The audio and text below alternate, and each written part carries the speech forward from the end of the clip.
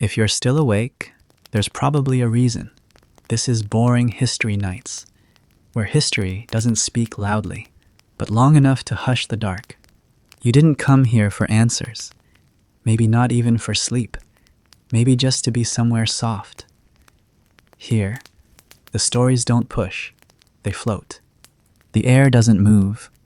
Somewhere, a chair creaks, or maybe it's just your breath brushing the quiet. Dust lingers mid-fall, as if history paused. Whatever warmth you carried, it wouldn't have lasted the night. Let's not stretch this too fast. If something about this quiet spiral makes the night pass easier, you can subscribe. Only if you'd want to hear the next one drift by. And if you're still awake, say where the night found you. I read them all, even the ones that don't remember how they got here. Now let the dark stay dark. Let whatever follows arrive slowly, like it's always been here. You don't have to keep up. Just listen. This is Boring History Nights, and you're already inside it. The promise was made before you were old enough to pronounce your own name, not in a chapel, and not in a bedroom either, but beneath an olive tree or beside a smoking hearth. As two fathers exchanged something heavier than words, a jug of wine. A nod, a half-worn coin passed from one cracked palm to another. And you, a quiet thing in the corner, trying to understand why the room grew smaller every time your name was spoken like a transaction. This was the beginning of medieval weddings, not with lace or candles, but with bargains. You were not chosen for your smile, your thoughts, or your quiet tenderness around sick animals.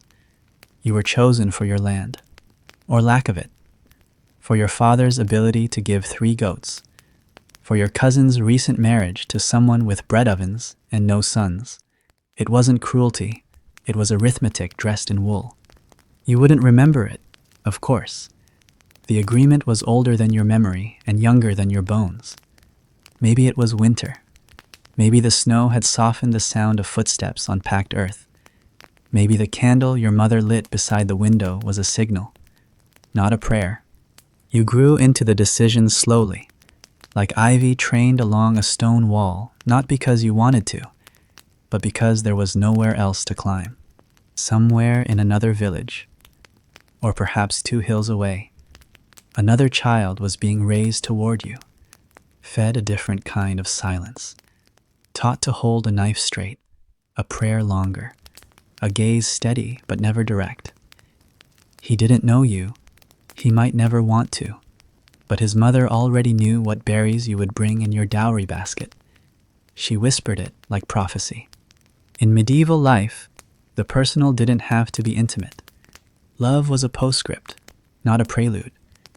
The church would come later. Yes, but it was these early negotiations that planted the seed. By the time the priest raised his hand, the soil had already been turned, watered, and claimed. There were records kept in ink and others in memory. Some fathers made marks on walls, others simply remembered who owed what.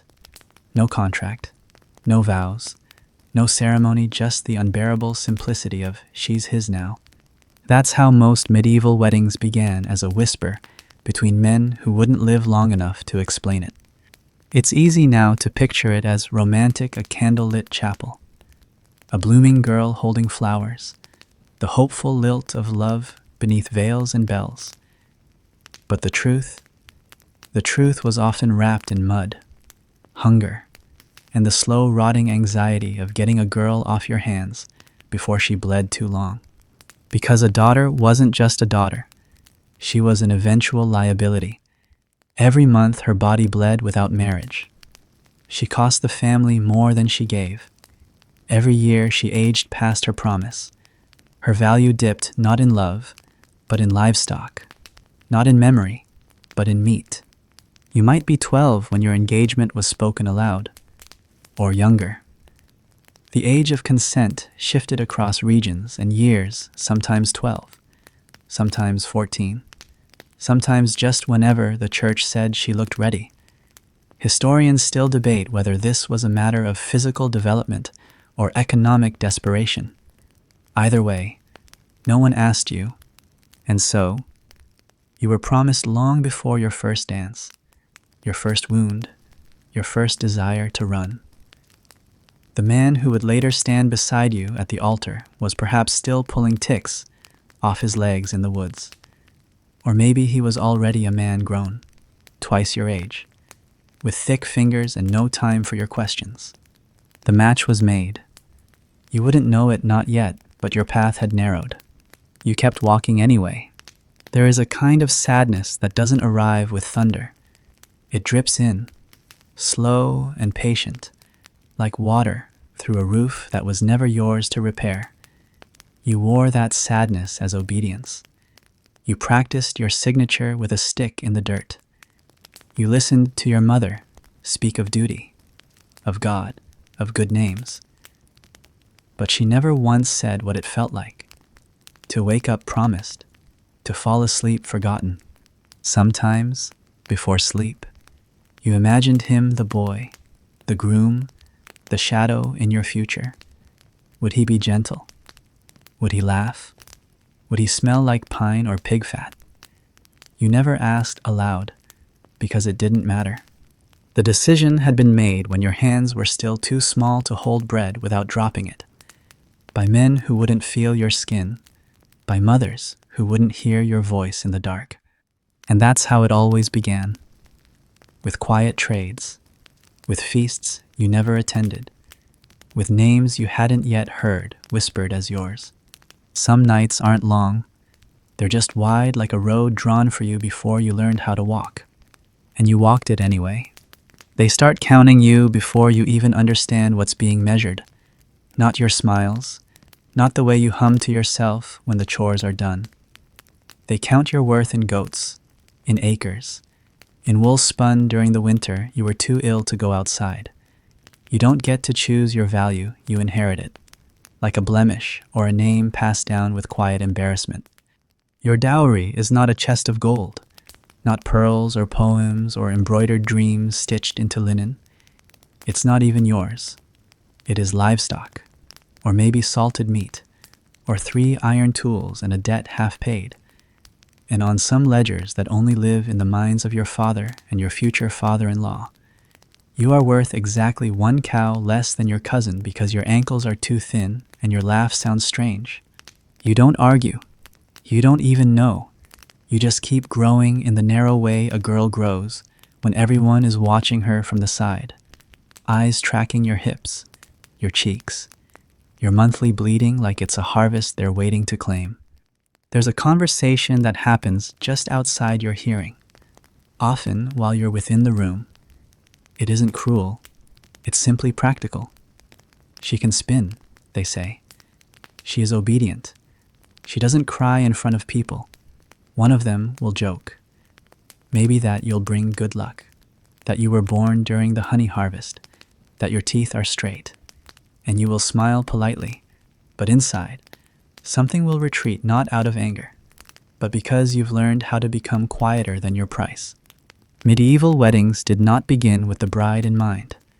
They began with the land. The marriage was a solution, not a celebration. You were the seal to close a deal between families who needed something from each other, and you just happened to be young enough, unwed enough, and visible enough to become the link. Your body was a bridge, and they built it plank by plank from your silence. They dressed you in hand-me-downs from your sister's failed engagement, a belt that used to belong to your aunt, a borrowed brooch from someone who never made it to the altar. Every stitch reminded you that this wasn't new. This had been done before dozens of times, maybe more, and it would be done again long after your name disappeared from memory. Some villages tattooed small marks behind the ear for girls betrothed too young to remember. Others simply kept records in the church book, or whispered the match at Sunday prayers until the entire parish agreed it was real. Your future was never a secret. It was a thing repeated until it became so ordinary, no one noticed what it took from you. There is something particularly haunting about being weighed like bread dough not by your character, but by how long you'll rise and whether you'll feed a household or ruin one. Your hands are judged for how they hold a spoon, your shoulders for whether they can carry water from the well without spilling, your knees for how easily they bend to scrub. No one asks what your voice sounds like when you sing alone. That's not the sort of quality they bake into a dowry. You once tried to ask your mother if she ever felt this strange feeling, that you're living someone else's life.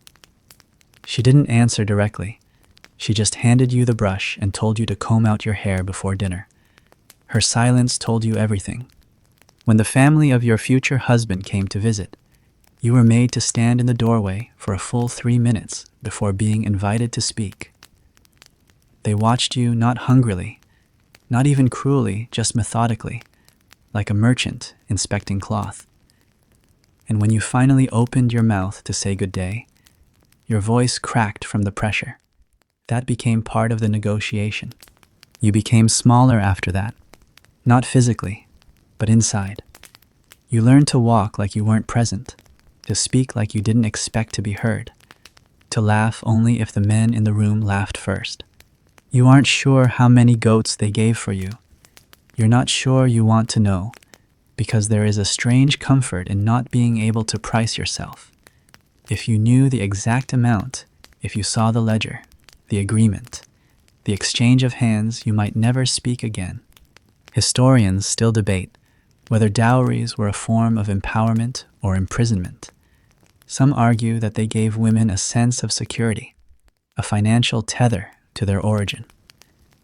Others say they were simply another weight, another way to measure, assign, and transfer a life from one household to another.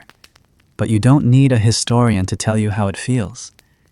You live it in the glance your father gives when you spill the milk. In the muttered curse, your brother says when he hears the match might not hold. In the gentle scolding, your mother whispers when your dress is wrinkled and the guests might arrive. You are always being prepared for someone else's threshold.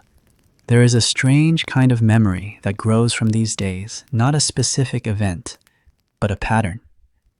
Like a path you walked over and over again, not knowing it led to someone else's door.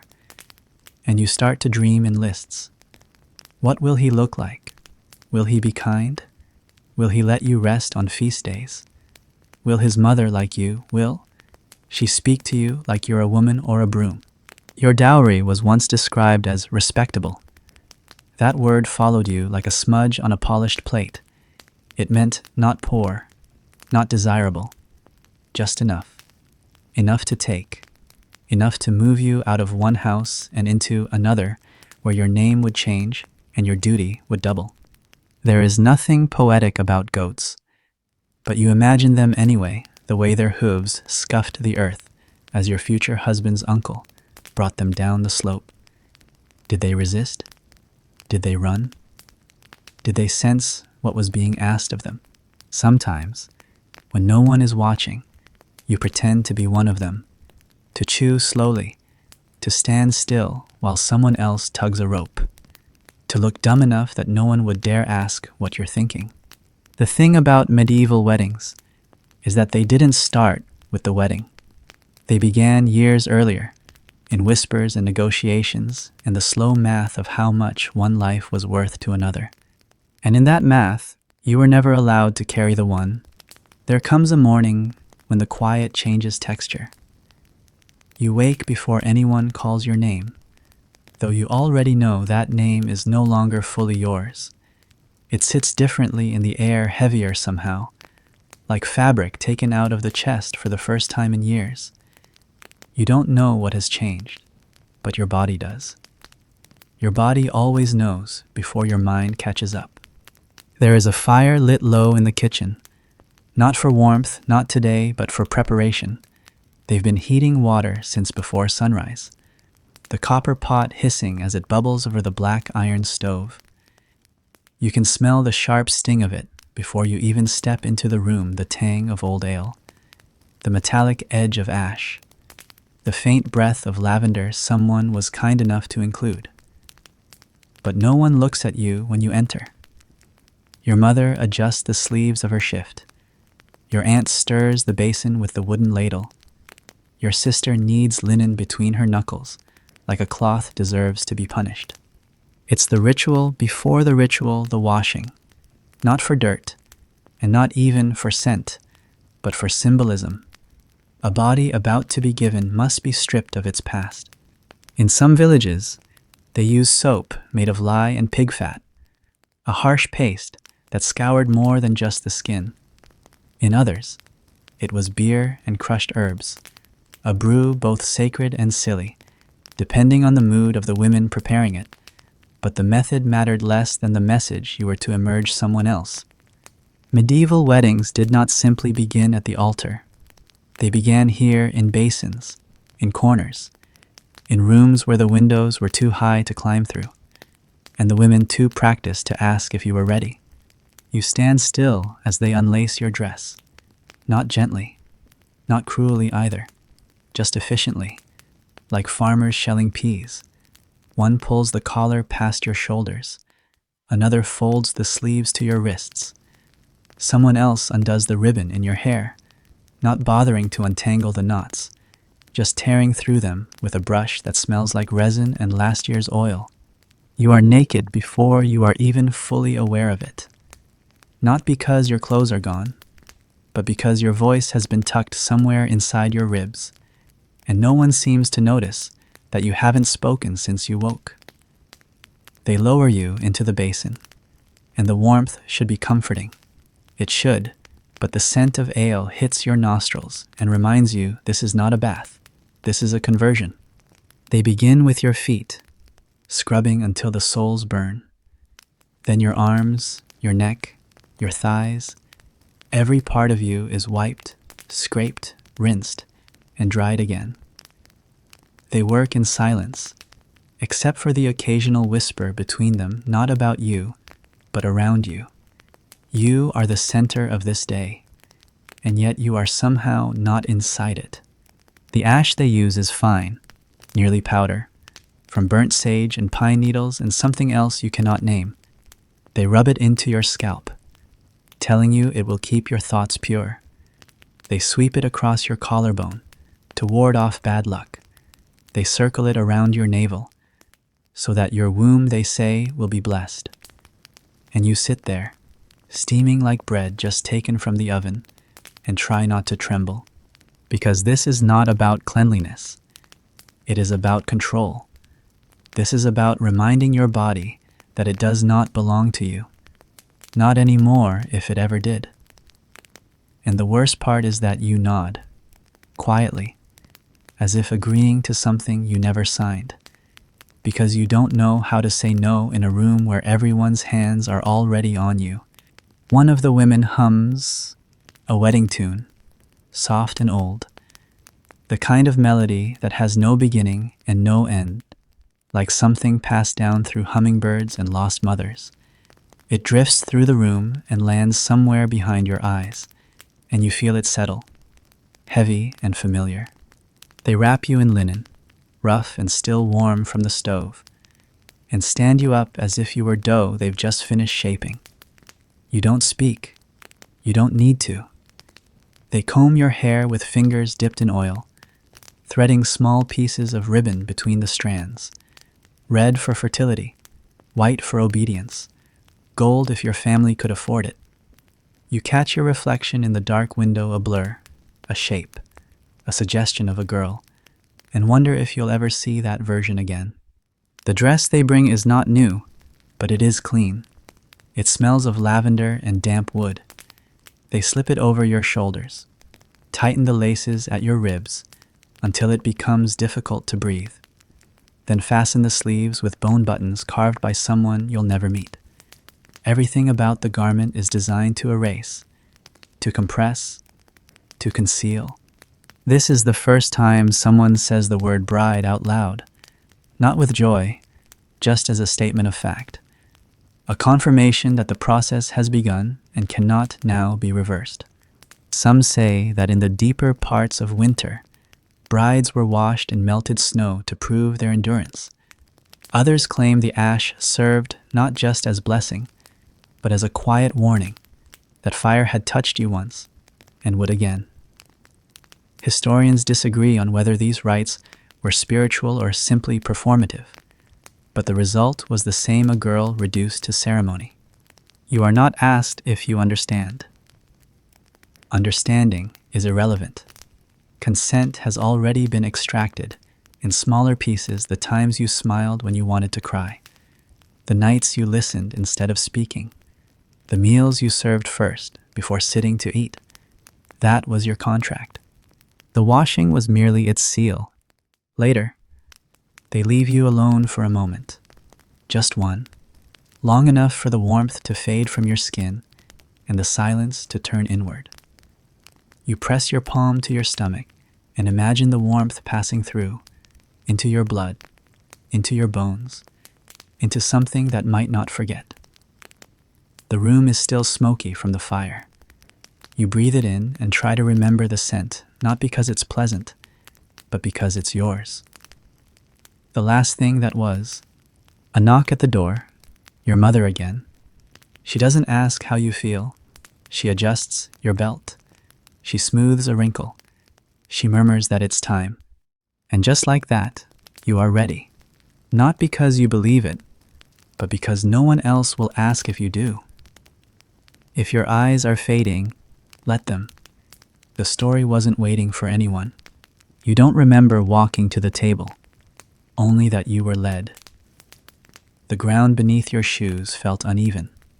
Though it was just the courtyard path you had walked 100 times before, today, it carries something unfamiliar: not the weight of your steps, but the weight of what's expected from them.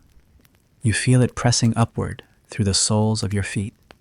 Not painful, just final, like standing on the edge of something too quiet to name. They've prepared a wooden bench, not ornate, not meant to impress. It was likely used for market counting the week before, or for shelling peas the month before that. But today, it becomes the binding table. It is here, not in the church, not in your dreams that you'll be made into a wife. There are people gathered, and yet no one speaks. The silence does not feel reverent. It feels transactional, like everyone knows this isn't the moment for sentiment, only for signatures, seals, and silent agreement. The priest arrives, not with fanfare or holy light, but with ink stains on his sleeves and a nose red from wind. He sets down a parchment, heavy with formality, and murmurs a Latin phrase that neither you nor the groom understands. But you nod anyway, because understanding is not required, only presence. He begins to speak, his voice as dry as old bread. The Latin flows like cold water across stone smooth, ancient, impersonal. He does not look at you. He looks at the document, the seal, the tokens exchanged. Because in medieval weddings, the bride was rarely the center. She was a condition necessary, but not central, like the clay cup that must be present to hold the wine, but never becomes part of the toast. And so you sit, shoulders square, hands folded, heart pounding, not from passion, but from the terrible stillness of it all. This isn't how you imagined it, even if you never dared imagine much at all. You had once allowed yourself to believe there might be a gaze, a meeting of eyes, a pause, a question of some sort. But here, the words fall like bricks between you, laying a wall you didn't agree to build. You glance at him, the boy, the man, the husband-to-be, but he is watching the priest, or perhaps just past him, somewhere safer. He does not meet your gaze, and for the first time, you feel a strange kind of pity for him, because maybe he is just as cornered. Maybe he was promised before his voice changed. Maybe he never asked for this, either. The priest continues, moving toward the vow that matters most to the church, the exchange of consent. He asks if you agree, but not directly. He phrases it to the room, to the crowd, to the God he imagines above them all. Will you take this man, he asks, to be your lawful husband under God's watch? And you answer, because the moment has come. You say yes, not loudly, not proudly, just clearly enough for the silence to absorb it. You say yes because there is no vocabulary for the 1,000 other things.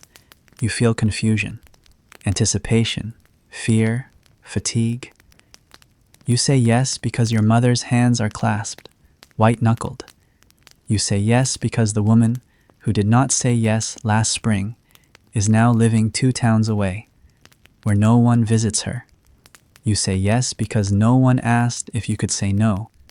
There is no magic in the words, no shift in the sky, no pause in the wind. The priest nods, barely, and then he turns to the groom. His yes comes quicker, not because he is eager, but because he has been trained for this. Men are taught that decisions must be made quickly, decisively, and without emotion. So he says it like one would say, I'm ready before lifting something heavy. And perhaps that's all marriage was meant to be. The priest lifts the chalice and blesses it, though it contains only water. No wine today. The wedding feast will come later. This moment is about legality, not celebration. Then, a ribbon is taken white, fraying slightly at the edge and tied around your joined hands. This is the binding. A visual symbol, yes, but also a spiritual tether. They call it hand fasting, in some places. In others, just the knot. But whatever the name, it does what names always do. It turns something simple into something irreversible.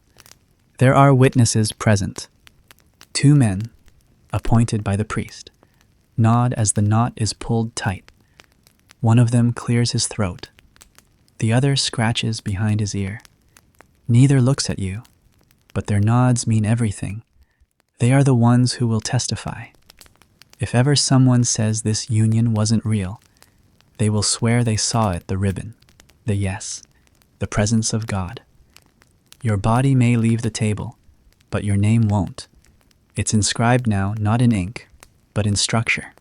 In some cases, witnesses were chosen for status, the local reeve, the tanner with 3 sons, the cousin who owed the groom's family a favor. Their purpose wasn't spiritual, but social, to make the arrangement legitimate, to make it visible, to turn your private surrender into a public fact. You wonder if the witnesses ever think about what they're watching, if, when they return home to their own wives, they recall the way your lips trembled, or how you didn't quite look at your groom. You wonder if it matters to them at all. The priest recites the closing prayer. The ribbon is removed, folded, placed into a box lined with straw. You are told that it will be burned later, or perhaps kept in the church ledger as proof. But to you, it feels like something has been taken, not just your hand, but your direction. Your husband, you must begin to think of him that way, finally turns to you. He nods, not a smile, just acknowledgement. It feels more like a business transaction than a beginning. There will be time later for the procession, the bread, the dances, the feast. But this table, this knot, this wordless passing from girl to wife is the core. It is the moment everything else pretends to celebrate, but never quite mentions. Because no one talks about how small you feel when everyone is watching you say yes. No one tells you how cold it can be, even with a fire blazing behind you. No one prepares you for the silence that falls not after, but inside. And no one warns you that the ribbon is never really untied, even when the knot comes loose. The imprint remains not on your skin, but somewhere deeper. A memory folded into the shape of someone else's decision. They say the vows were the wedding, but that was never really true. The wedding began with the walking the slow, deliberate procession from the chapel to the threshold of the bridal chamber, a quiet migration that turned the crowd from witnesses to shadows. It was no longer about God. Now it was about proof. The sun had not yet disappeared, but the world had dimmed. The air inside the chamber was thick, not from warmth, but from anticipation, like a room holding its breath. You stood in the center, not moving, while others orbited around you, murmuring, adjusting the covers, lighting a candle, positioning the linen to catch what needed to be seen. There was no privacy, no retreat, only the certainty of tradition and the eyes that came with it. Your new husband stood beside you, silent, unsure. He was no more prepared than you were, and that knowledge, if it brought any comfort, did not ease the pressure hanging in the air. He shifted his weight. You heard the floor creak under his boots. In another lifetime, this might have been a different kind of moment, intimate, strange, personal, but here, in the heavy breath of custom, it was only ceremonial. And then the priest entered, not with fanfare, not even with reverence. He came with routine, like someone inspecting a roof for leaks, or a shepherd checking his flock for signs of illness. He did not smile. He did not speak to either of you directly. He simply stood near the doorway, hands folded, as if waiting for something to begin. In some regions, this presence was considered a blessing, the church ensuring the union was consummated in a proper, holy way, guarding the sanctity of marriage through observance. In other places, it was more intrusive, a forced participation, a way to guarantee the legitimacy of any children that might be born later, a safeguard against annulment or accusation. But no matter how they explained it, the meaning was the same: you were expected to be watched. Medieval weddings were not about love. They were not about intimacy. They were about lineage, land, and the passage of inheritance. And nothing proved that passage more clearly than blood on a sheet. There are stories whispered through generations of priests who lingered too long, of servants instructed to remain hidden behind curtains, of midwives tasked with checking the fabric before it cooled. Not because anyone truly believed that marriage required pain, but because pain was proof. A woman's body, even on her wedding night, was expected to behave like parchment to show its markings clearly and without complaint. You stood at the edge of the bed and let them untie the laces of your gown. Not just your husband, but the others women who had attended you since morning, still brushing ash from your hair, still murmuring the names of saints as if the weight of tradition could keep your hands from shaking. They peeled the fabric from your shoulders as if unwrapping an offering. And when they stepped back, you were still standing, not because you were brave, but because there was no permitted alternative. The priest, still in the doorway, shifted slightly. His eyes did not move, but you felt his attention press against your spine. You had once seen him laugh. He had given you a wafer on Easter Sunday, with a smile that wrinkled the corners of his face. But tonight, there was no smile, only waiting. Your husband approached, slowly, as though unsure of what to do with the silence.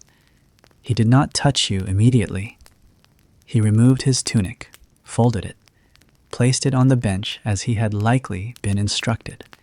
He looked at you, briefly, with a mixture of apology and resignation, and in that glance, you understood he too was performing, not for you, but for the system that had shaped him. The candle flickered, the shadows shifted, the bed creaked beneath your combined weight. You did not cry, you did not speak, you did not move more than necessary. Everything about the act was muted not by choice, but by observation. And when it was done, the fabric was checked, not by the priest himself, but by an attendant, sometimes a woman from the church, sometimes a relative, sometimes a servant whose name you had never learned. She approached the sheet with the caution of someone examining a relic. Her fingers hovered, then settled. She nodded once, quickly. The priest exhaled, the candle was extinguished. And then, finally, the door closed.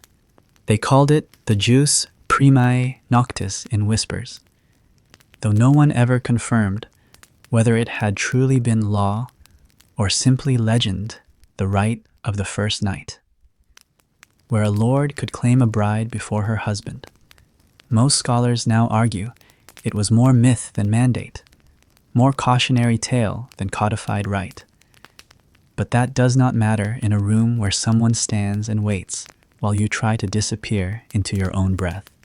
The idea that a wedding required validation through flesh, through physical consequence, speaks to the power of control more than anything else. They wanted to see that a union was not just spoken, but carved, that a girl's transformation into wife came with evidence, even if that evidence left her aching, confused, or hollow.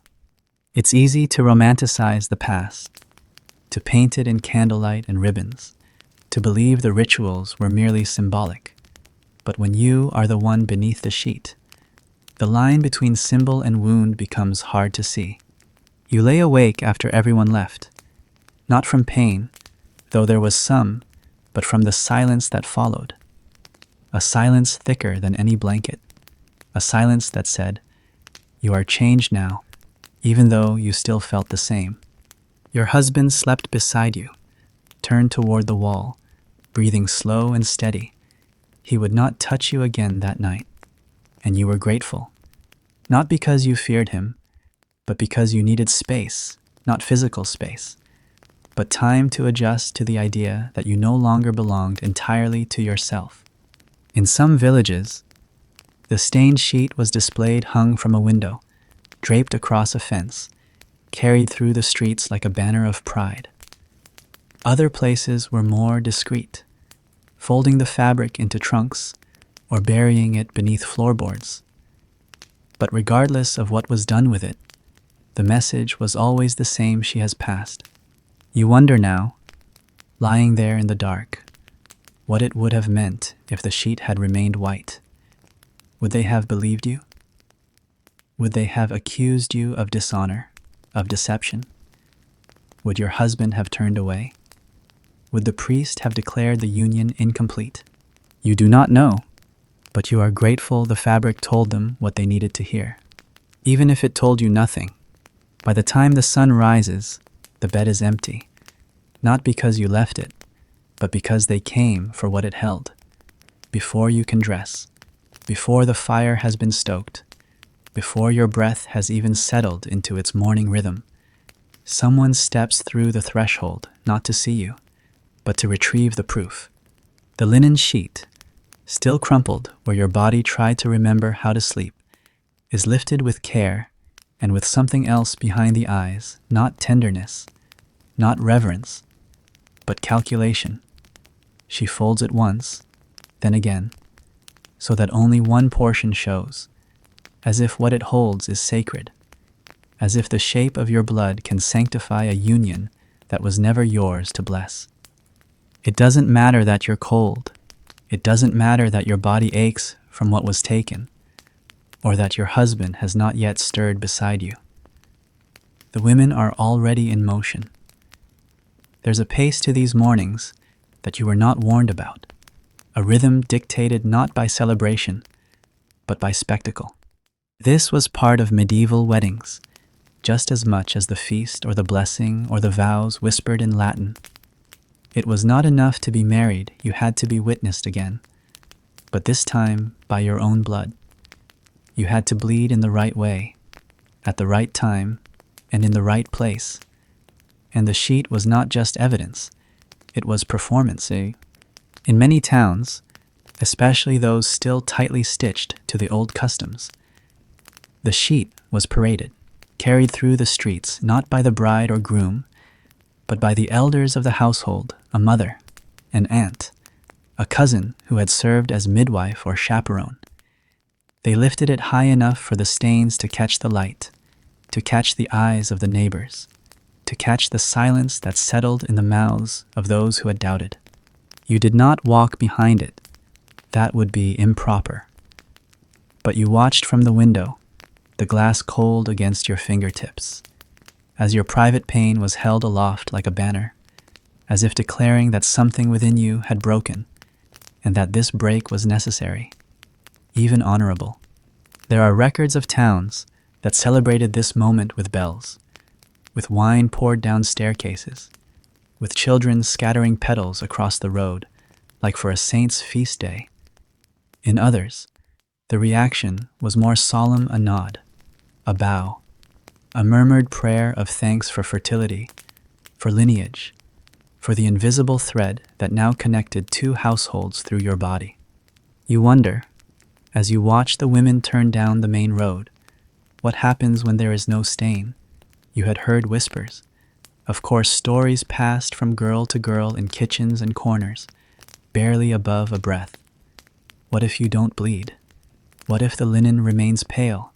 What if you did everything they asked and the proof still doesn't arrive?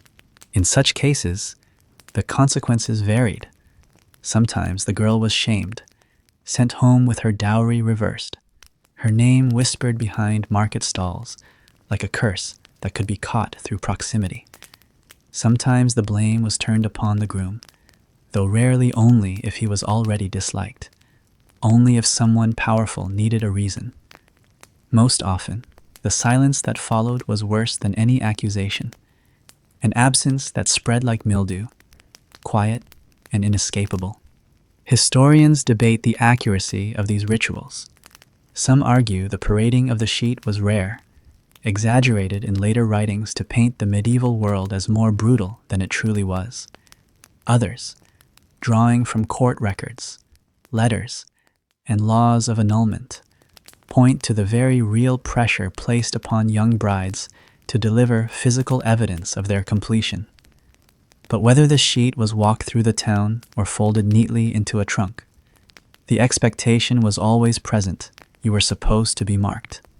The idea that a body must prove its transition with blood is not unique to this time or place. It lingers in many rituals, across cultures, across centuries, a quiet obsession with visibility, with certifying what cannot be seen. In the case of marriage, it was less about truth and more about reassurance. They needed to believe that something irreversible had occurred, that your body had moved from one category to another, from daughter to wife, from possession to vessel, from self to service. And so the sheet moved through the streets. You hear the murmurs through the walls before you hear the footsteps return. Women praising your modesty, men grunting approval over the way your father raised you, laughter, soft and satisfied, like a meal well eaten. It is not about you anymore. Not really. You could have been anyone. It's the ritual they're applauding, the system reaffirmed, the story that ends with a stain they can all point to. The sheet is returned to the house, though not to your chamber. It is hung near the fire for a few hours, then folded into a cedar box lined with rosemary and kept beneath the family altar. It becomes part of the house's legacy, the proof they might one day display to the next generation, the relic that says we did it right. You lie back down, though sleep does not come. Your husband has risen, gone to eat with the men, his duties for the day defined by drinking and pretending to be the one who shaped your transformation. He will be praised for what he did not say, for what he did not understand, for simply being there.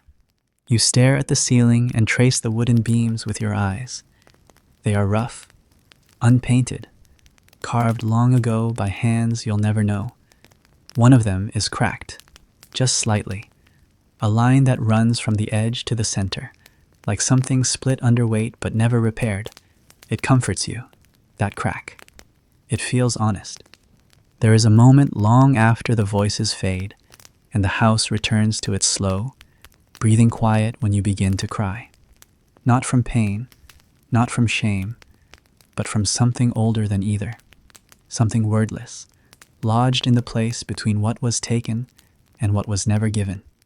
Because while the town paraded the stain, you were left behind. And that is the part they never tell you.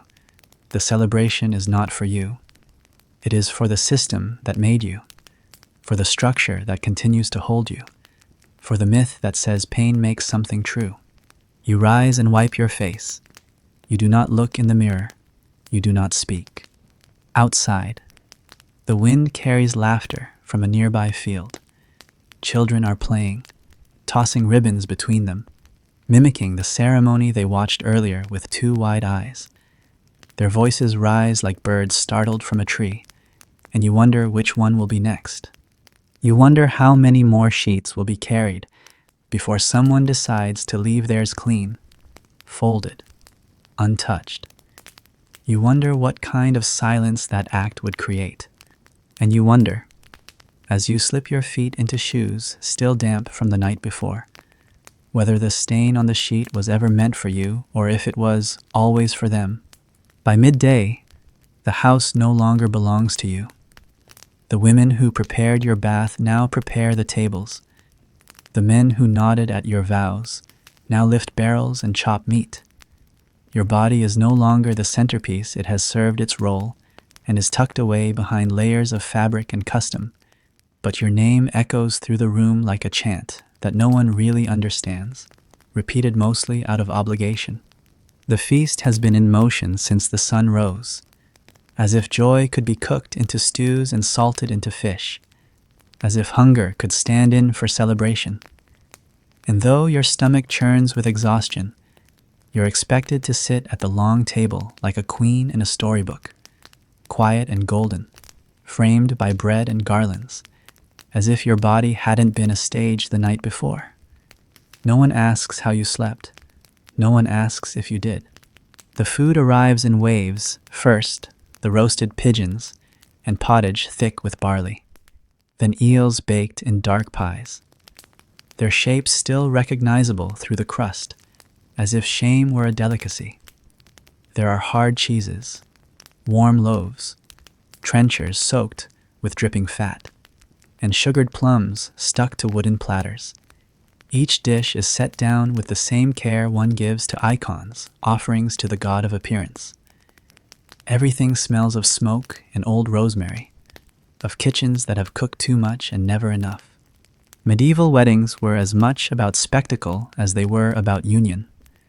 The feast was proof of status, a way for families to say we are capable, we are connected, we belong here. And so the table stretches far beyond the wedding party, filled with cousins you do not know and neighbors you haven't spoken to since you were too young to answer questions. Everyone eats, and everyone watches. Your husband speaks only when prompted. He chews carefully, drinks deeply, nods at every toast, but offers no toasts of his own. He is being watched too, though not for the same reasons. They wait to see if he looks proud, if he jokes easily, if he seems satisfied with what he's been given. You are not food, not exactly, but you are part of the exchange. So they watch him, the way one watches a man who's just bought a horse. Does he look pleased with its gait? A group of musicians begins to play a lute, a reed pipe, a drum barely touched for rhythm. The melody rises like a breeze that wants to be a wind, something light and hopeful, but already too exhausted to carry much weight. Children dance. A woman spills ale on her sleeve and laughs too loudly. Someone near the hearth begins a bawdy story, and the old men chuckle before they remember you're sitting there, newly married, meant to be untouchable for at least a day. You push a piece of meat around your plate. Your fingers ache from how tightly the sleeves were laced this morning, and your head swims from the scent of your own hair, still heavy with ash and oil. A child passes you a piece of sweetened bread, sticky and warm. You take it and nod, but the moment is too kind, too gentle, and it makes your throat tighten unexpectedly. There is no room here for softness, not today. The feast drags on. Hours pass, marked not by time but by courses: boiled peas with mint, bread bowls filled with hair, apples roasted with cinnamon stolen from someone's winter trade. The air grows heavy, thick with the smell of animal fat and sweat. And somewhere deep in the room, someone begins to snore. But no one leaves. To depart early would be an insult. To grow bored would be impolite. You feel yourself drifting, not from sleep, but from disconnection. Everything here seems to move around you, as if you are both present and not. People toast your name, lift their cups and say things like, "May your womb be blessed," or "May your line be long," and you nod, smile even, but inside, you are far away, walking the edges of your own mind, where it is quiet and no one asks anything from you. Historians write about these feasts with curiosity and awe.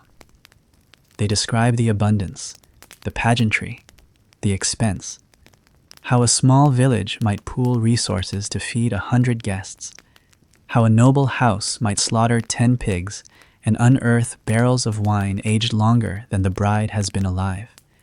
They marvel at the flavors, the symbolism, the ancient etiquette of spoon sharing and ceremonial hand washing. But what they often miss is that no one left the table truly full, because the food wasn't just food, it was expectation. Every bite was laced with implication.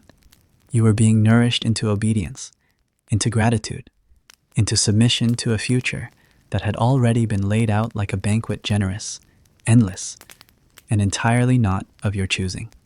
A man across the table raises a toast that sounds more like a warning. "To the children, yet to be born," he says, and the cheer is loud and immediate, but you feel it like a cold draft along your spine.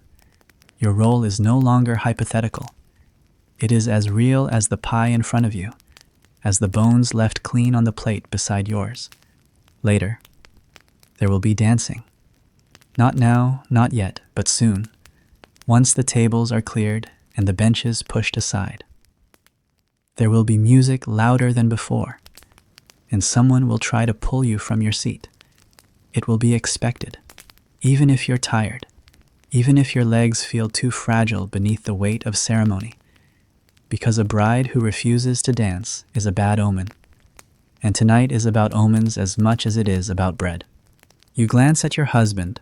He is laughing at something his uncle said, a joke likely told a dozen times before.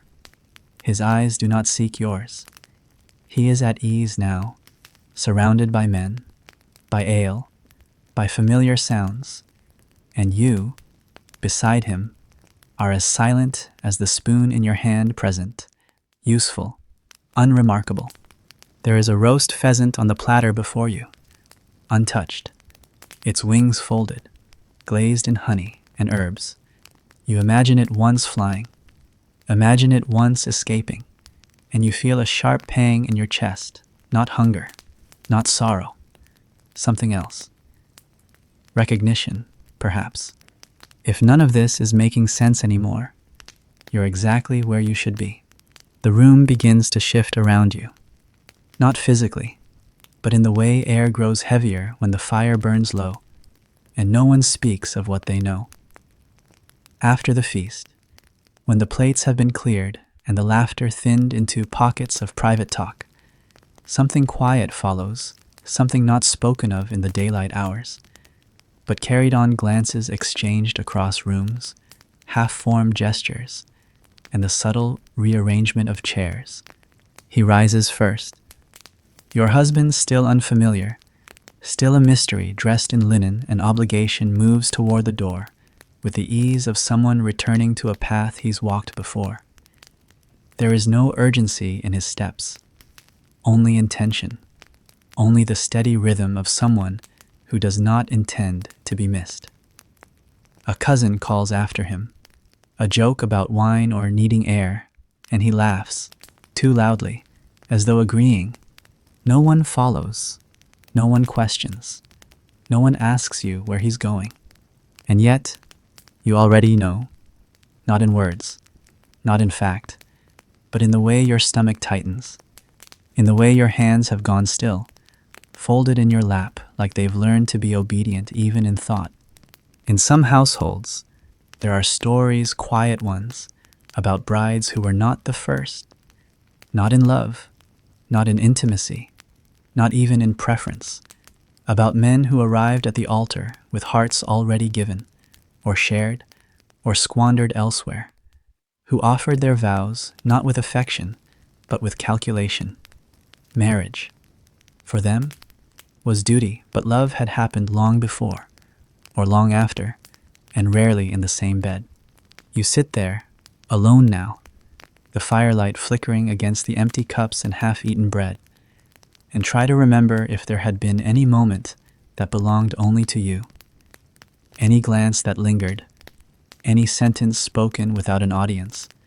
And when you find none, the ache in your chest does not surprise you. He had another girl. She was not mentioned in the agreements.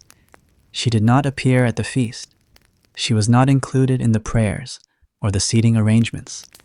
But she was there, somewhere just outside the frame, woven into the edge of this tapestry like a thread you were told not to notice. Perhaps she was a servant, perhaps a neighbor, perhaps someone from a village too far for gossip, but close enough for longing. It does not matter. What matters is that she existed, and you are expected to pretend she doesn't. In the logic of medieval weddings, fidelity was rarely a requirement. Men were not expected to love their wives. They were expected to provide, protect, and preserve the name, and if affection appeared along the way, it was considered a luxury, not a necessity. But for women, love was not just a dream. It was sometimes the only thing left to cling to when everything else, your name, your body, your choices had already been handed over. So you sit, watching the shadows grow longer, wondering if he laughs with her, if he speaks differently, more freely, with sentences that curve instead of land, if he touches her face with the gentleness he withheld from you. You will not cry, not because you are strong, but because this pain feels too old to be new, as though your body has remembered it from another time, another girl, another night, another moment when someone else realized they were not the chosen one, only the sanctioned one.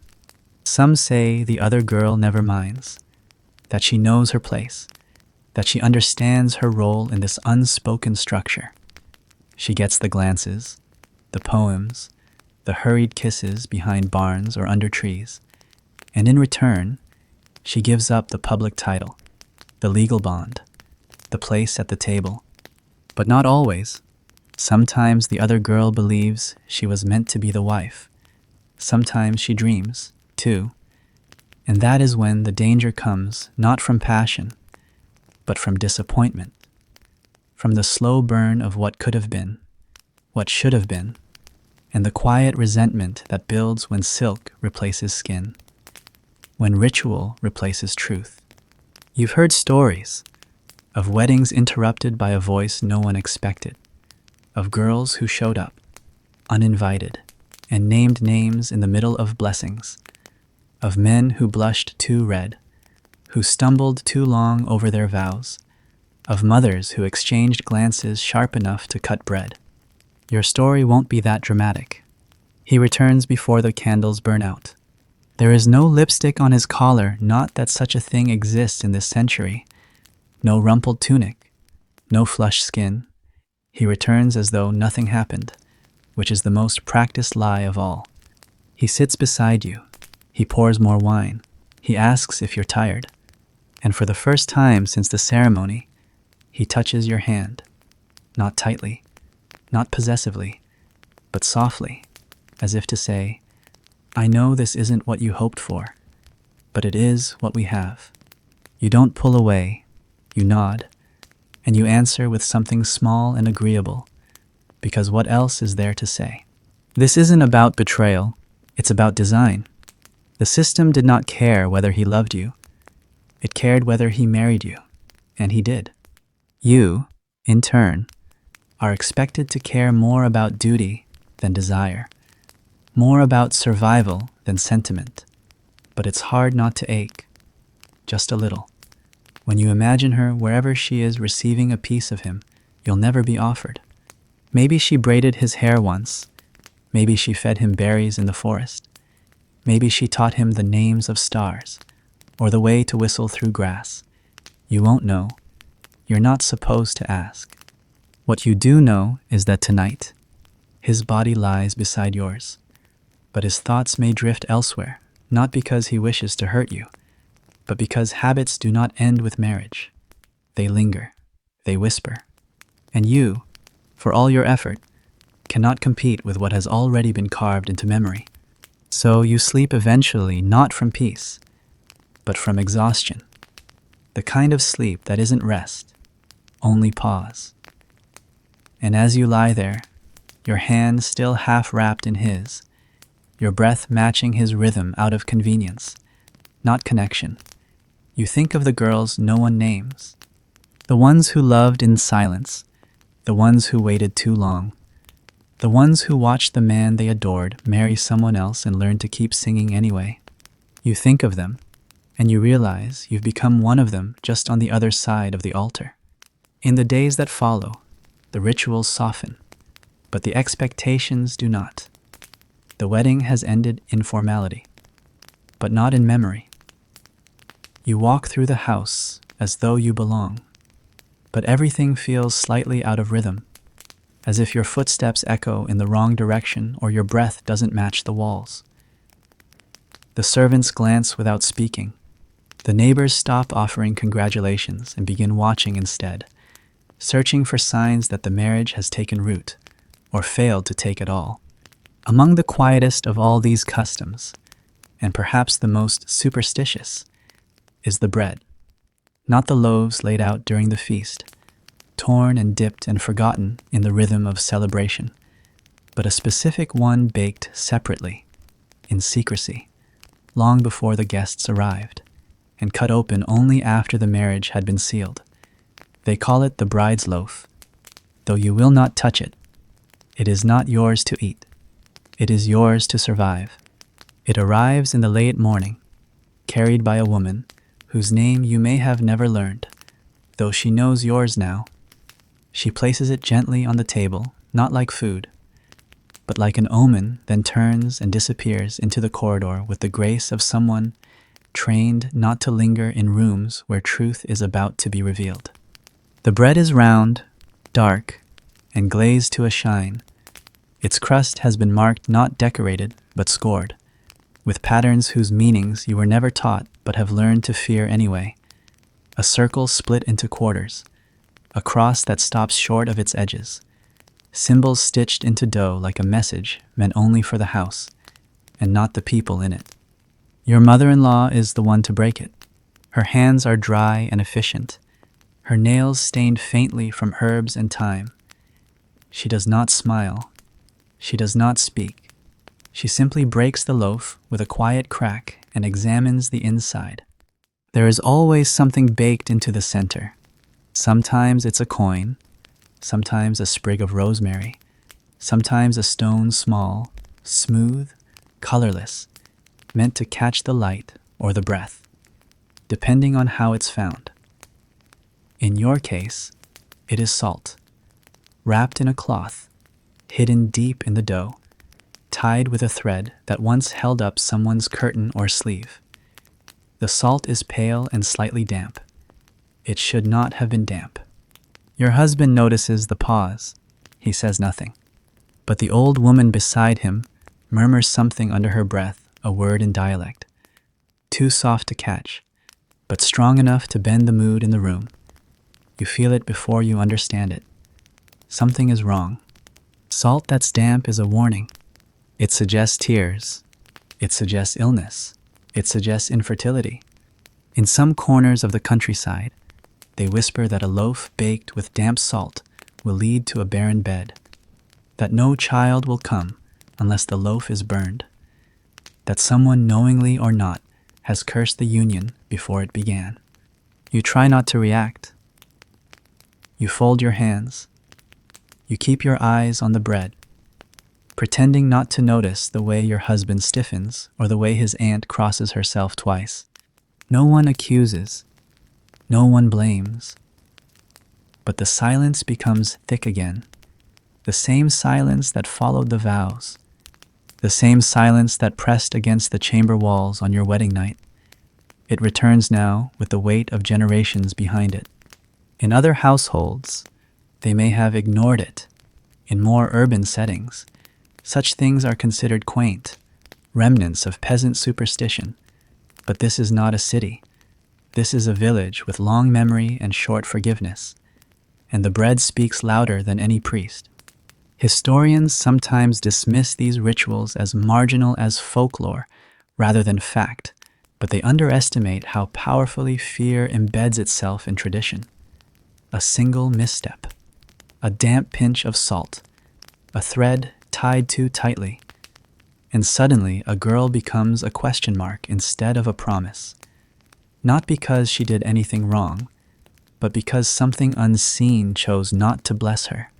That night, you feel the shift. No one says it aloud, but the warmth in your husband's voice begins to cool. He speaks to you gently, but without curiosity. His mother continues to hand you herbs, tea, small tasks, but now she watches the way you drink, as if searching for refusal. The maids bring you food late, or not at all, and when you walk to the well, you sense the eyes from behind shutters, not hostile, but unsure. You know the loaf is still there. They did not eat it. They did not burn it. They simply left it on the shelf beside the kitchen door, as though waiting for it to change its mind. But bread, like memory, only grows harder when ignored. You begin to wonder who baked it. Was it the cook, a cousin, a jealous neighbor, a girl who once hoped to be in your place and now makes her disappointment with flour and fire? Or worse, was it no one at all?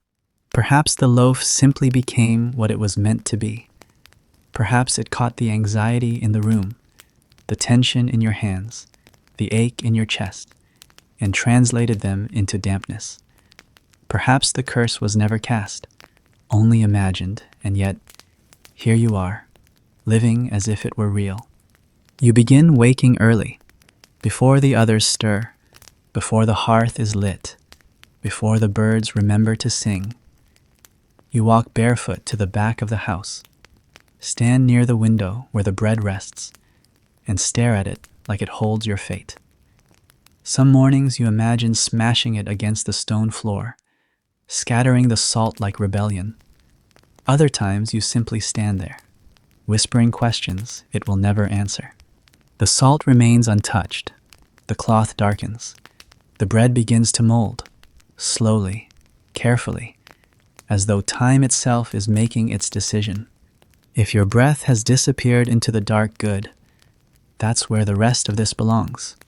There are certain customs that slip through the cracks of memory, not because they were insignificant, but because no one wanted to remember them clearly. They are the kind of traditions spoken of in half-phrases and closed rooms, traditions that flicker at the edge of legend and law, distorted by time and protected by ambiguity. One of these is jus primae noctis, the right of the first night. Whether it existed as a law, a threat, or merely a whispered possibility depends entirely on where you stood in the feudal hierarchy and whether your name was one that echoed in chapel arches or vanished in the smoke from cottage fires. To the lords, it was a myth, a slander, a fabrication of peasant imagination or clerical exaggeration. But to the women who lit the fires, swept the floors, and were married by dusk without knowing who would enter their room at midnight, it was something else, not myth, not law, but memory, passed from mother to daughter in the way warnings often are, gently, reluctantly, but never falsely. You do not know whether it will happen. No one tells you directly. There is no announcement, no formal request, only the way your husband avoids your eyes as the sun sets, only the way his father gives instructions to prepare the front chamber instead of the bridal room, only the way the maids remove your shoes, but not your veil. They say, in some parts of the kingdom, the rite had been abandoned generations ago, outlawed by kings, denounced by bishops. But here, in this stone manor pressed between cold fields and older customs. You are not so sure the past has been buried as deeply as they claim. It lingers in gestures, in glances, in the way your name is pronounced more carefully than usual, as if they are rehearsing it for someone else's mouth. When the knock comes, it is not loud, it is precise. 3 taps, no more, no less. The door opens before you have the chance to answer. He is dressed simply, which is somehow worse than armor. No crest, no sword, no retinue of men to announce his arrival, just a man, alone, standing in the doorway with the weight of centuries behind him. His hair is gray, but not entirely. His hands are clean, but not soft. His eyes do not hold cruelty. They hold certainty. He says your name only once. You do not move. Not because you are frozen by fear, but because you are unsure what is expected. And when a girl has been raised inside obedience, uncertainty feels like disobedience. He steps into the room. No one follows. The door closes behind him with the quiet finality of a chapel gate before a confession. You know the others are listening. The walls are not thick, but silence, in these houses, is cultivated like a crop, and no one will speak of what they hear. He does not touch you.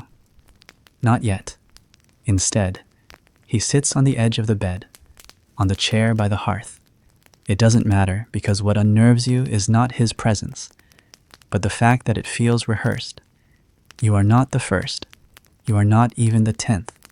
In this manner, perhaps, Jus primae noctis is not a law, but a tradition upheld through the force of repetition and the absence of resistance.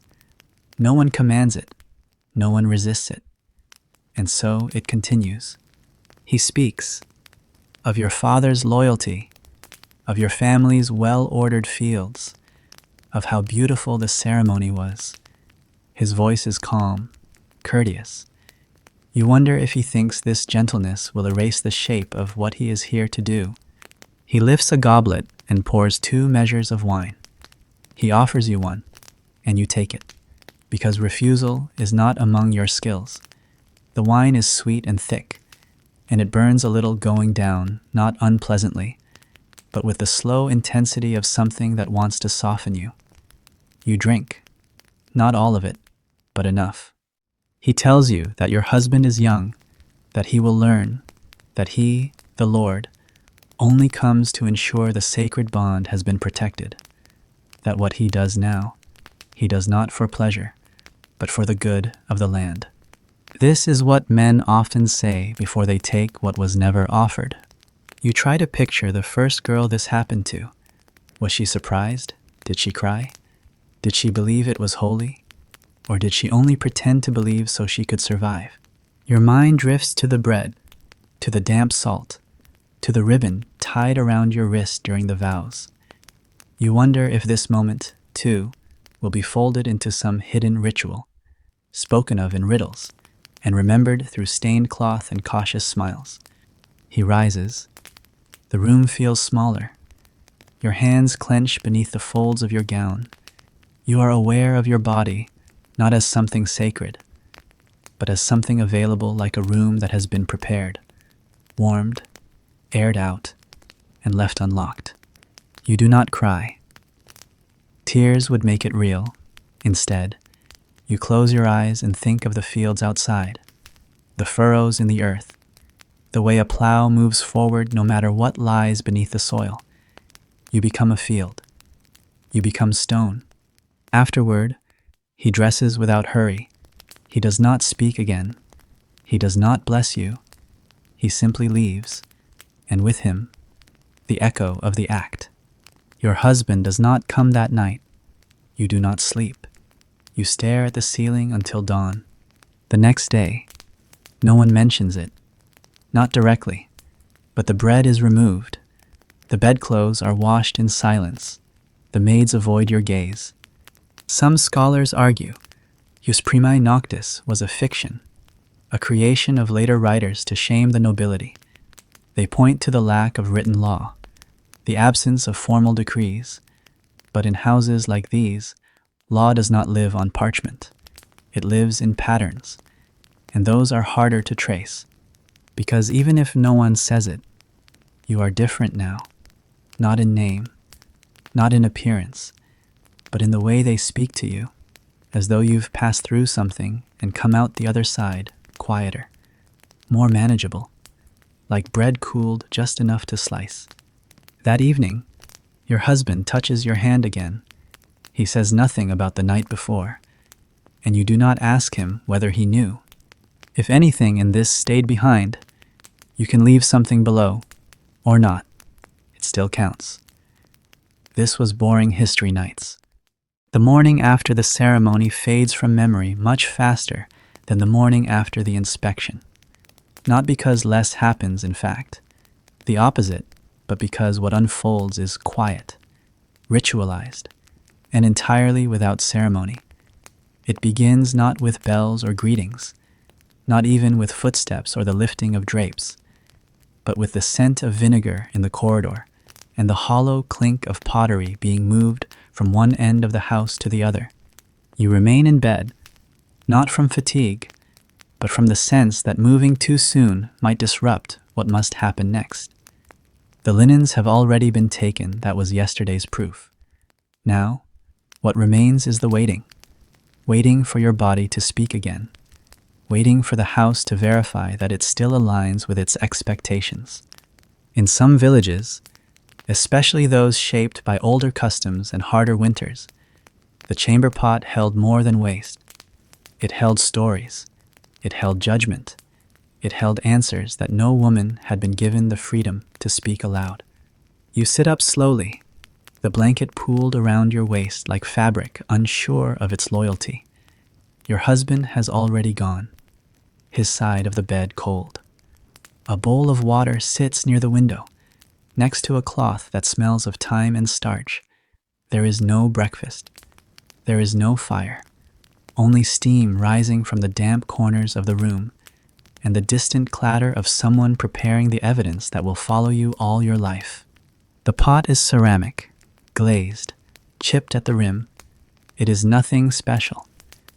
And yet, as you lower yourself toward it, you feel the weight of generations, watching not as ghosts, but as memories that never got the chance to become anything else. You do not rush.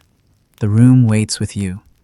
Even the sunlight seems hesitant, filtering through the window in slow ribbons that barely reach the floorboards. Your body, still unfamiliar after so much performance, seems uncertain of how to cooperate. But eventually, the process completes itself. You clean your hands, you stand, and then you wait for someone else to take it away. This is the part of medieval weddings no one romanticizes. The part too intimate to paint, too functional to be written about with reverence. And yet, it was often more scrutinized than the vows themselves, because what left your body after the act was not merely dismissed as waste, it was read. Like an omen, like scripture.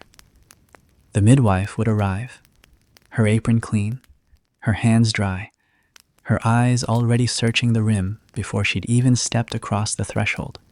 You hear her coming now, soft steps, not hurried, not tentative steps with purpose.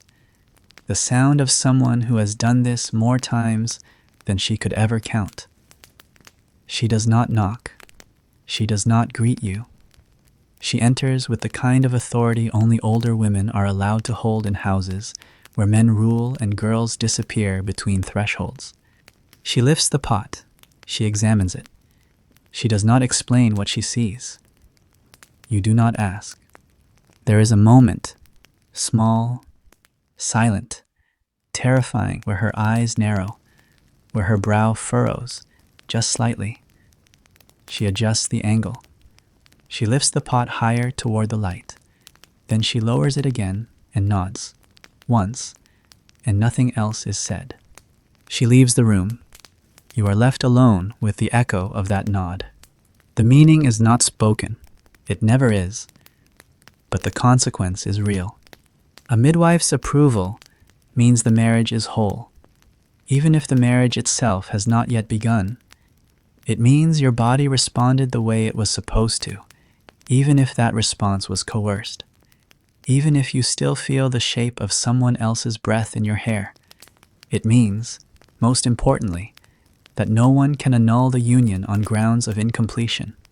In some regions, these morning inspections were formalized by the church, accompanied by a certificate signed in ink and sealed with wax. In others, the nod was all that was needed, passed from the midwife to the mother-in-law, from the mother-in-law to the priest, from the priest to the gossiping tongues that fed the village's understanding of your future. If the pot had shown nothing, no blood, no fluid, no trace, the consequences could stretch beyond the chamber. Rumors would begin. Your father's honor would be questioned. Your husband's hesitation would be noticed. The union could be challenged, revisited, even dissolved. And the shame, though never officially named, would settle over your life like frost. But that did not happen. Not today. And so you rise, you wash your face, you press your palms to your cheeks, you trace the line of your jaw, still unfamiliar in this new identity.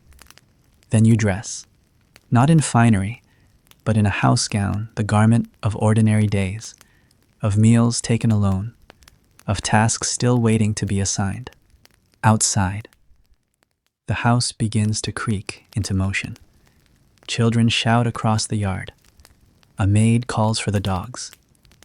The rhythm of the estate reasserts itself, as if nothing has changed, as if your wedding was simply another candle burned down and replaced by mourning. But something has shifted.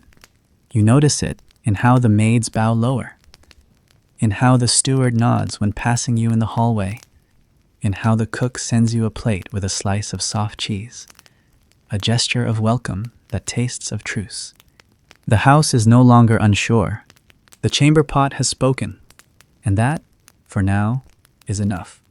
You walk to the far window and look out over the fields. They stretch wide and brown in the cold light, unplanted, but waiting, carved by fences and the memory of past harvests. You see a group of men tending to the woodpile. You see the dogs circling the hens. You see nothing remarkable, and yet you feel the world noticing you anyway. Somewhere in the woods beyond, girls are still dreaming. Girls who have not yet been married, not yet veiled, not yet asked to bleed or prove. Girls who do not yet know that their bodies will become discussions, that their breath will be measured by someone else's expectations. You were one of them, and now you are not. You take a breath. It doesn't feel like yours. Not yet. But maybe, eventually, you will claim it again. Maybe someday, you will look back on this morning and feel nothing. Not shame, not fear, not even memory. Only distance, the kind that doesn't erase, but softens. You turn from the window. The pot is gone. The room is warm again. There is a kind of marriage they don't sing about in the feast hall. The kind that doesn't begin with a priest's hand or a ribboned vow. The kind that doesn't arrive wrapped in dowry or sanctioned by fathers. It is not that such marriages didn't exist. They did. But they were spoken of only in warnings, wrapped in caution, and buried beneath the language of shame. To marry the wrong way was not simply to break a rule. It was to step outside the map entirely, to walk into the woods without a path, knowing full well that no one would come looking if you were lost. Sometimes, this happened by accident. A young couple, poor in land but rich in impatience, exchange promises under a tree or beside a riverbank, hands clasped, breath unsteady, and thought it would be enough. They whispered vows at twilight, believing God would hear them, even if no one else did. And in their eyes, they were married not in parchment, not in coin, but in something deeper, older, perhaps even more honest. But honesty does not always hold weight in the eyes of the church. The canon laws of the time were labyrinthine, a tangle of what could, should, and must be done for a marriage to be considered valid. A priest was preferred. Witnesses were encouraged. Parental consent was often required, especially if either party was young, noble, or inconveniently in love.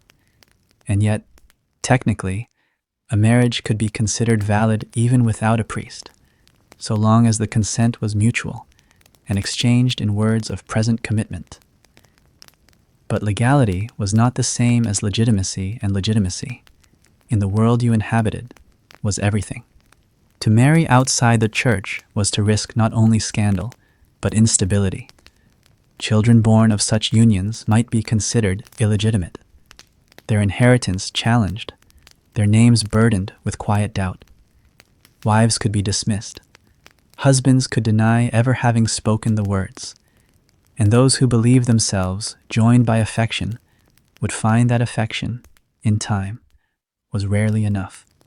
There were cases, whispered through village lanes and carved into court records, of girls who married men secretly by torchlight, with only the wind for witness, only to be abandoned days later, when the man claimed no memory of the act. Their words meant nothing against his silence, their wombs filled with consequence, their hands empty of justice. You think about those girls more often now, because despite the rituals, despite the ribbon and the witness and the morning proof, your marriage still feels like something you stepped into without quite agreeing, and you wonder what would have happened had you said no, not at the altar, not during the feast, but earlier, when the match was first mentioned. If you had turned your face away from the name spoken by your mother, from the sheep counted on your behalf, from the hands that brushed your hair in preparation, if you had married the wrong way, what would have changed? Would they have punished you? Yes, but not in fire, not in exile. The punishment would have been quieter, more persistent, a life of being ignored, your name missing from lists, your place at the table rescinded not by force, but by absence. They would not have chased you from the village. They would have simply stopped seeing you at all. In some places, couples who married outside the church were made to undergo public penance. They were forced to stand barefoot at the chapel steps, dressed in gray, heads bowed, while others filed past them into Mass. They were told to confess not their love, but their mistake, to recant their vows, only to speak them again later in a more acceptable form. In rare cases, the marriage would be denied entirely. The woman returned to her family, the man fined or flogged or married off again to someone deemed more suitable. The children, if any, left to hover between legitimacy and illegibility, their futures punctuated with questions no one ever answered to their satisfaction. And yet, people still did it. They still ran. They still married in fields. They still trusted that love, that fragile, flickering thing, might carry them further than a name or a priest ever could. You understand that urge now, even if you never had the chance to feel it fully, because while your marriage was correct in every formal sense, it was absent in all the ways that mattered, and you wonder if marrying the wrong way might, somehow, have felt more right. There's an ache that comes from doing everything properly and still feeling like something essential is missing, like following all the signs on a path and arriving at a house that doesn't recognize you. The ribbons were tied, the feast was served, the vows were said, and still, here you are, waiting for a voice in the dark to tell you that you belong. Sometimes, late at night, you remember the girls who left. Not many did, but a few. One was said to have vanished into the woods with a traveling mason. Another was rumored to have boarded a ship dressed as a boy, her hair cut short, her face hard with decision. You don't know if the stories are true, but they survive in the whispers of kitchen maids and old women who claim to have seen them once, just once, before the wind changed. You think about leaving, not in a real sense, not yet, but in the way a bird thinks of sky while sitting on a windowsill. The thought is not a plan, it is a comfort, a reminder that the map they gave you is not the only one that exists. In the market, you see a young couple unwed, or at least not married in any way that matters to the church. They share bread.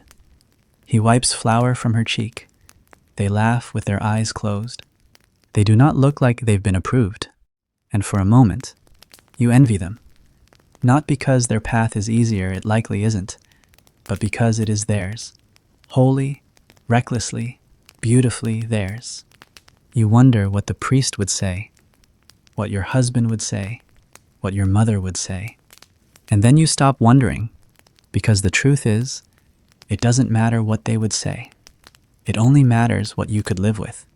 To marry the wrong way was a risk, but to marry the right way, without love, was its own kind of gamble.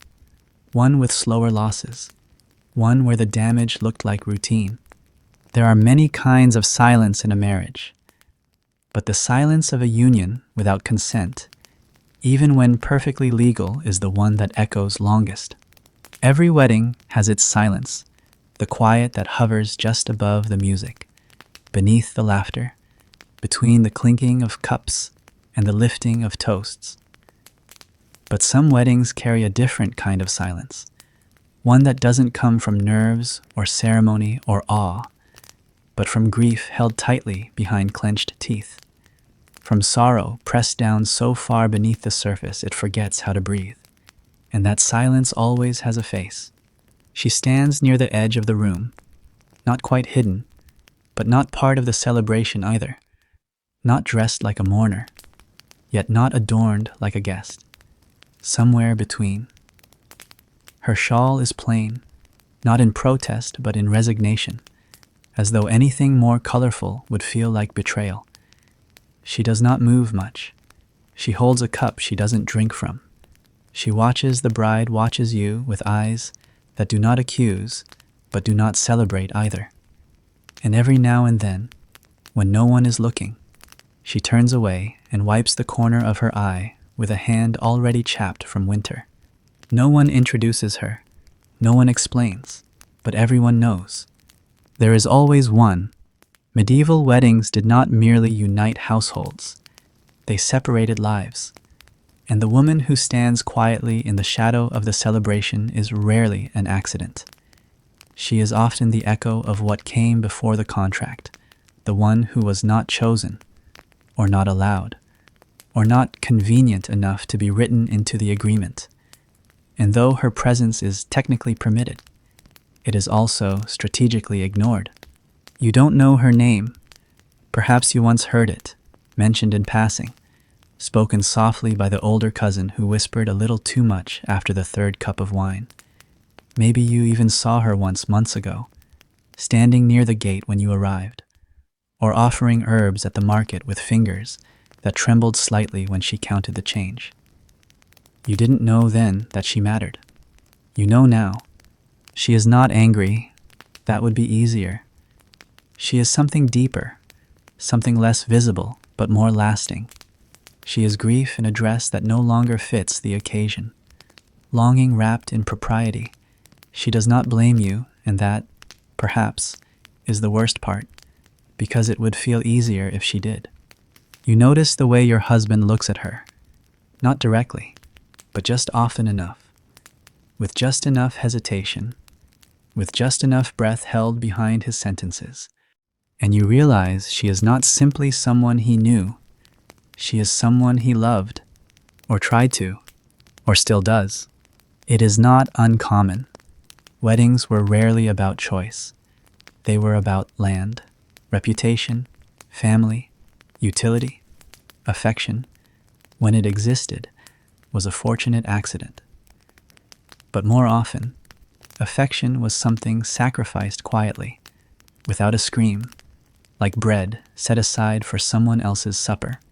She stands by the door now, half shrouded in smoke from the hearth, half lit by the same flame meant to warm your new household.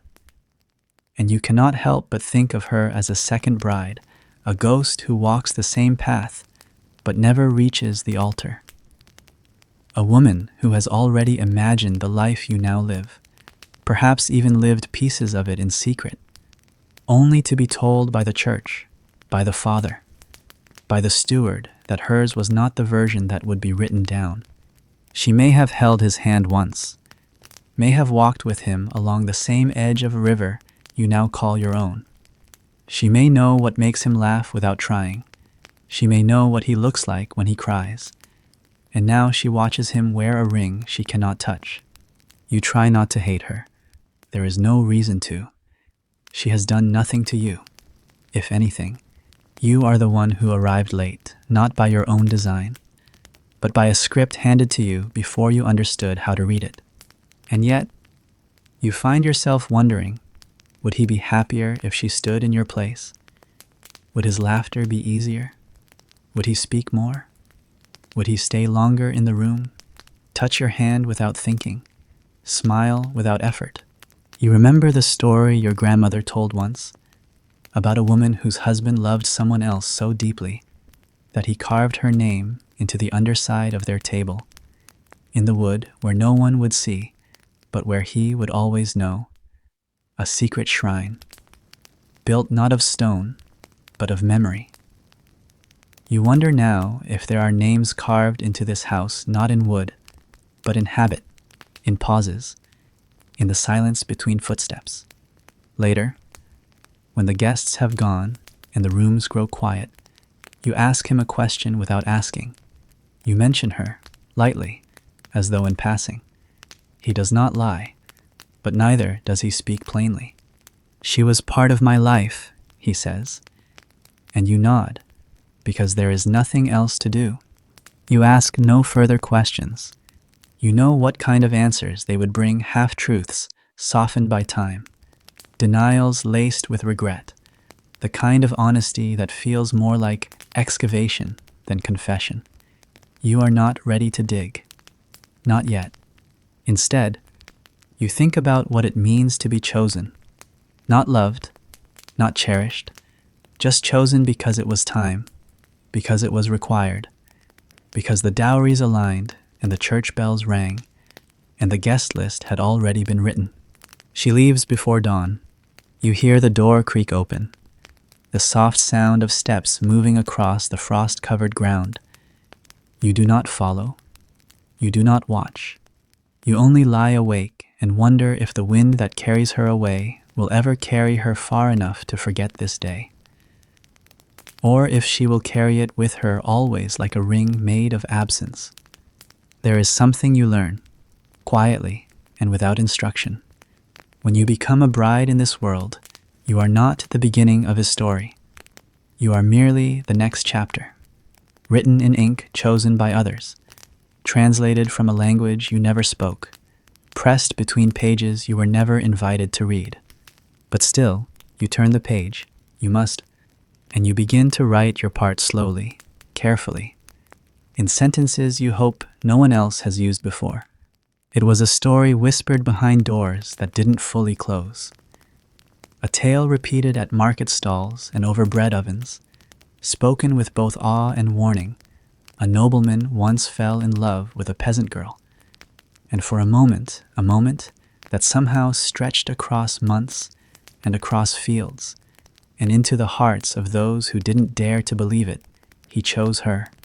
Not for land, not for title, not for political ties or strategic peace, but for the shape of her mouth when she laughed, for the way she tied her apron, for the way her silence felt more like music than words ever could.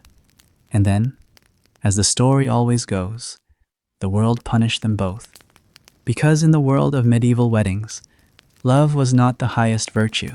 It was often the first casualty. A noble marriage was not personal. It was structural. It was designed to maintain power, to transfer land, to forge alliances that would outlast the people who formed them. Marriage was a contract written in ink, in blood, in dowries and seals and love. When it appeared, was expected to find another room to live in, out of sight. But this noble, whoever he was, whichever name the local gossips inserted when telling the tale, chose otherwise. He walked past the daughters of wealthy merchants, past the waiting lists of eligible brides sent by barons and abbots, and married the girl who carried onions in her skirts and mud beneath her fingernails. Perhaps he thought the world would bend for him.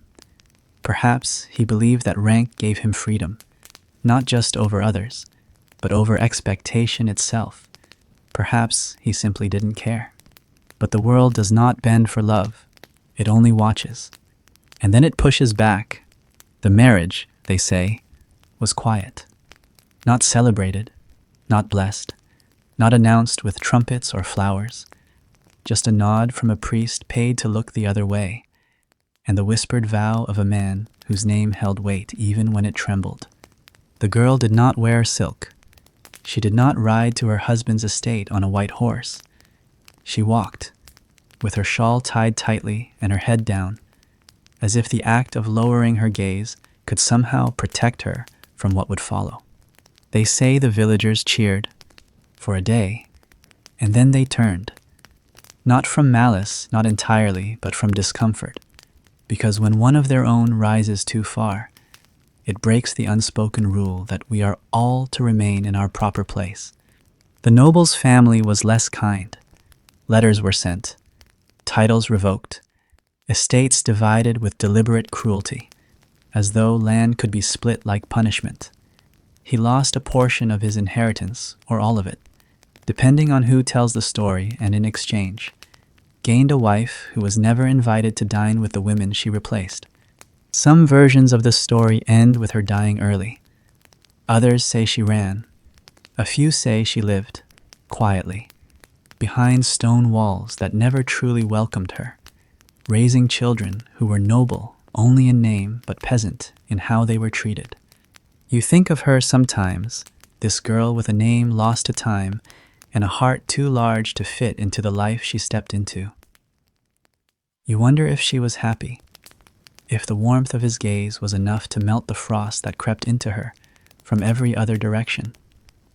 If, when she sat alone in the great hall, hearing footsteps that didn't want her there, she closed her eyes and remembered the moment he chose her and let that be enough. It is not a common story, but it is not fiction either, because love, in these times, was dangerous when ungoverned. It threatened the careful machinery of control. It did not respect boundaries drawn by bloodlines. It did not consult charters or obey council votes.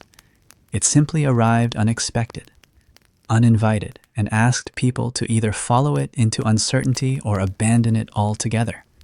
And when a noble followed it, it was always noticed, always remembered, but not always forgiven. In your own house, there are rules just as clear, not written down, but observed like gravity. You know which rooms are yours and which are not, which people greet you with warmth and which with politeness that tastes like iron. You feel it in the way they speak about lineage, about proper families, about appropriate matches. No one calls you a peasant. They don't need to. You hear it in what they don't say. You were not born to a noble line. Your father owns no estate. Your mother was not educated. And though your marriage was arranged within the acceptable web of social expectation, you sense that to some in the manner, you are always slightly out of frame tolerated, but never fully centered. And it makes you wonder what happens when you are both the wife and the outsider, when the vow has been said, but the door remains half shut. That peasant girl from the story, the one who was loved, perhaps more fiercely than any countess ever was, must have asked the same question. Was it enough?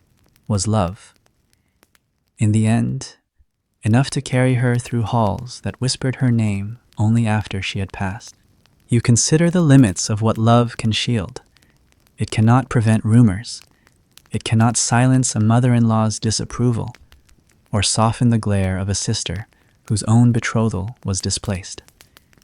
It cannot undo the absence of a proper name on an old family tree. It cannot make you feel welcome when the walls themselves remember another lineage. And yet, it tries. Love does not conquer the world, but it sometimes holds a corner of it for a little while, long enough for someone to exhale, to rest, to believe, even for a few seasons, that the rules do not apply to them. You wonder if that girl knew what she was trading when she said yes, if she saw the cold stares before they landed, if she accepted that her husband's name might lift her body, but never quite erase the mud from her ankles. You do not envy her, but you understand her, because even inside a marriage that was arranged, that was correct in every recorded way, you too feel the edge of something fraying. You too have been reminded that love is not always invited to stay. And you too have learned that being accepted is not the same as being embraced. So you imagine her older now, perhaps, her hands wrinkled, her hair streaked with gray, sitting in a chair near a window, watching rain fall on a garden planted by hands she never thought would hold roses. And maybe, just maybe, she smiles, not because it was easy, but because it was hers. They made you wear it before the meal, before the wine, before the bed, before even the name you were to take had begun to taste like yours. The ring was placed on your finger by hands that did not tremble a priest's hands, practiced and dry, with fingers more used to turning pages than touching anything tender. It was a ring not chosen by you, nor by the man who would share your table and your night, but by his steward, who had it ordered 2 months prior based on the measurement of your cousin's hand. It did not fit perfectly, but no one noticed. The ring was a circle of hammered brass, unadorned, though you had heard once that some noble brides received rings with carved symbols, initials, even crude images of saints. Yours was plain. That was meant to signify humility, they said, though you suspected it had more to do with the family finances than any spiritual virtue. But still, it shone in the candlelight. Still, it made your hand feel heavier. In the hall, they clapped. They shouted ancient phrases. They laughed as you looked down and tried to smile. The ring was meant to be a seal, not just of promise, but of property. A mark not of love, but of belonging. Because a medieval wedding, for all its rituals and layers of poetry and lace and saints invoked from stone walls, was first and foremost a transaction. A ring was proof of exchange, a visible reminder that your body, your labor, your children, and your obedience had passed from one name to another.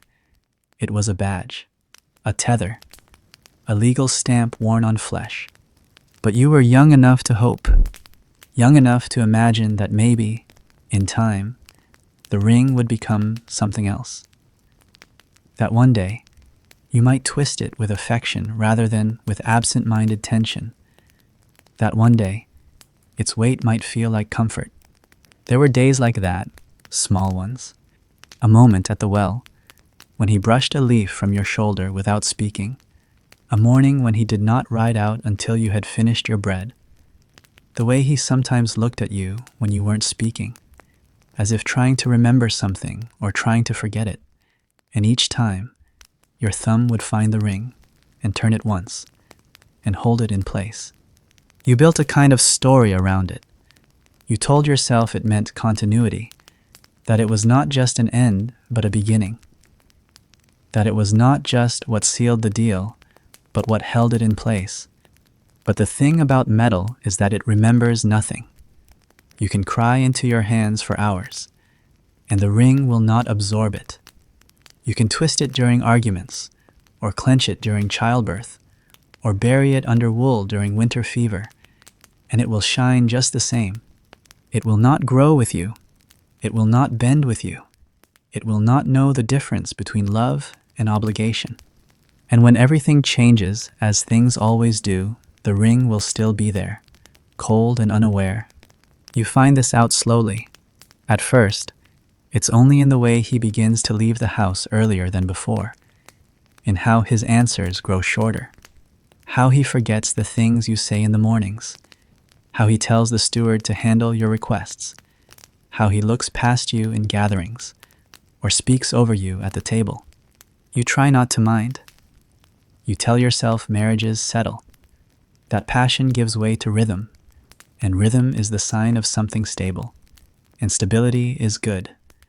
But one night you dream of your own hands younger, unmarked, unringed, and you wake with your fingers clenched. You remember the woman who washed your hair on your wedding morning, who told you, with a tight voice, that the ring was only the beginning. You thought she meant it as comfort.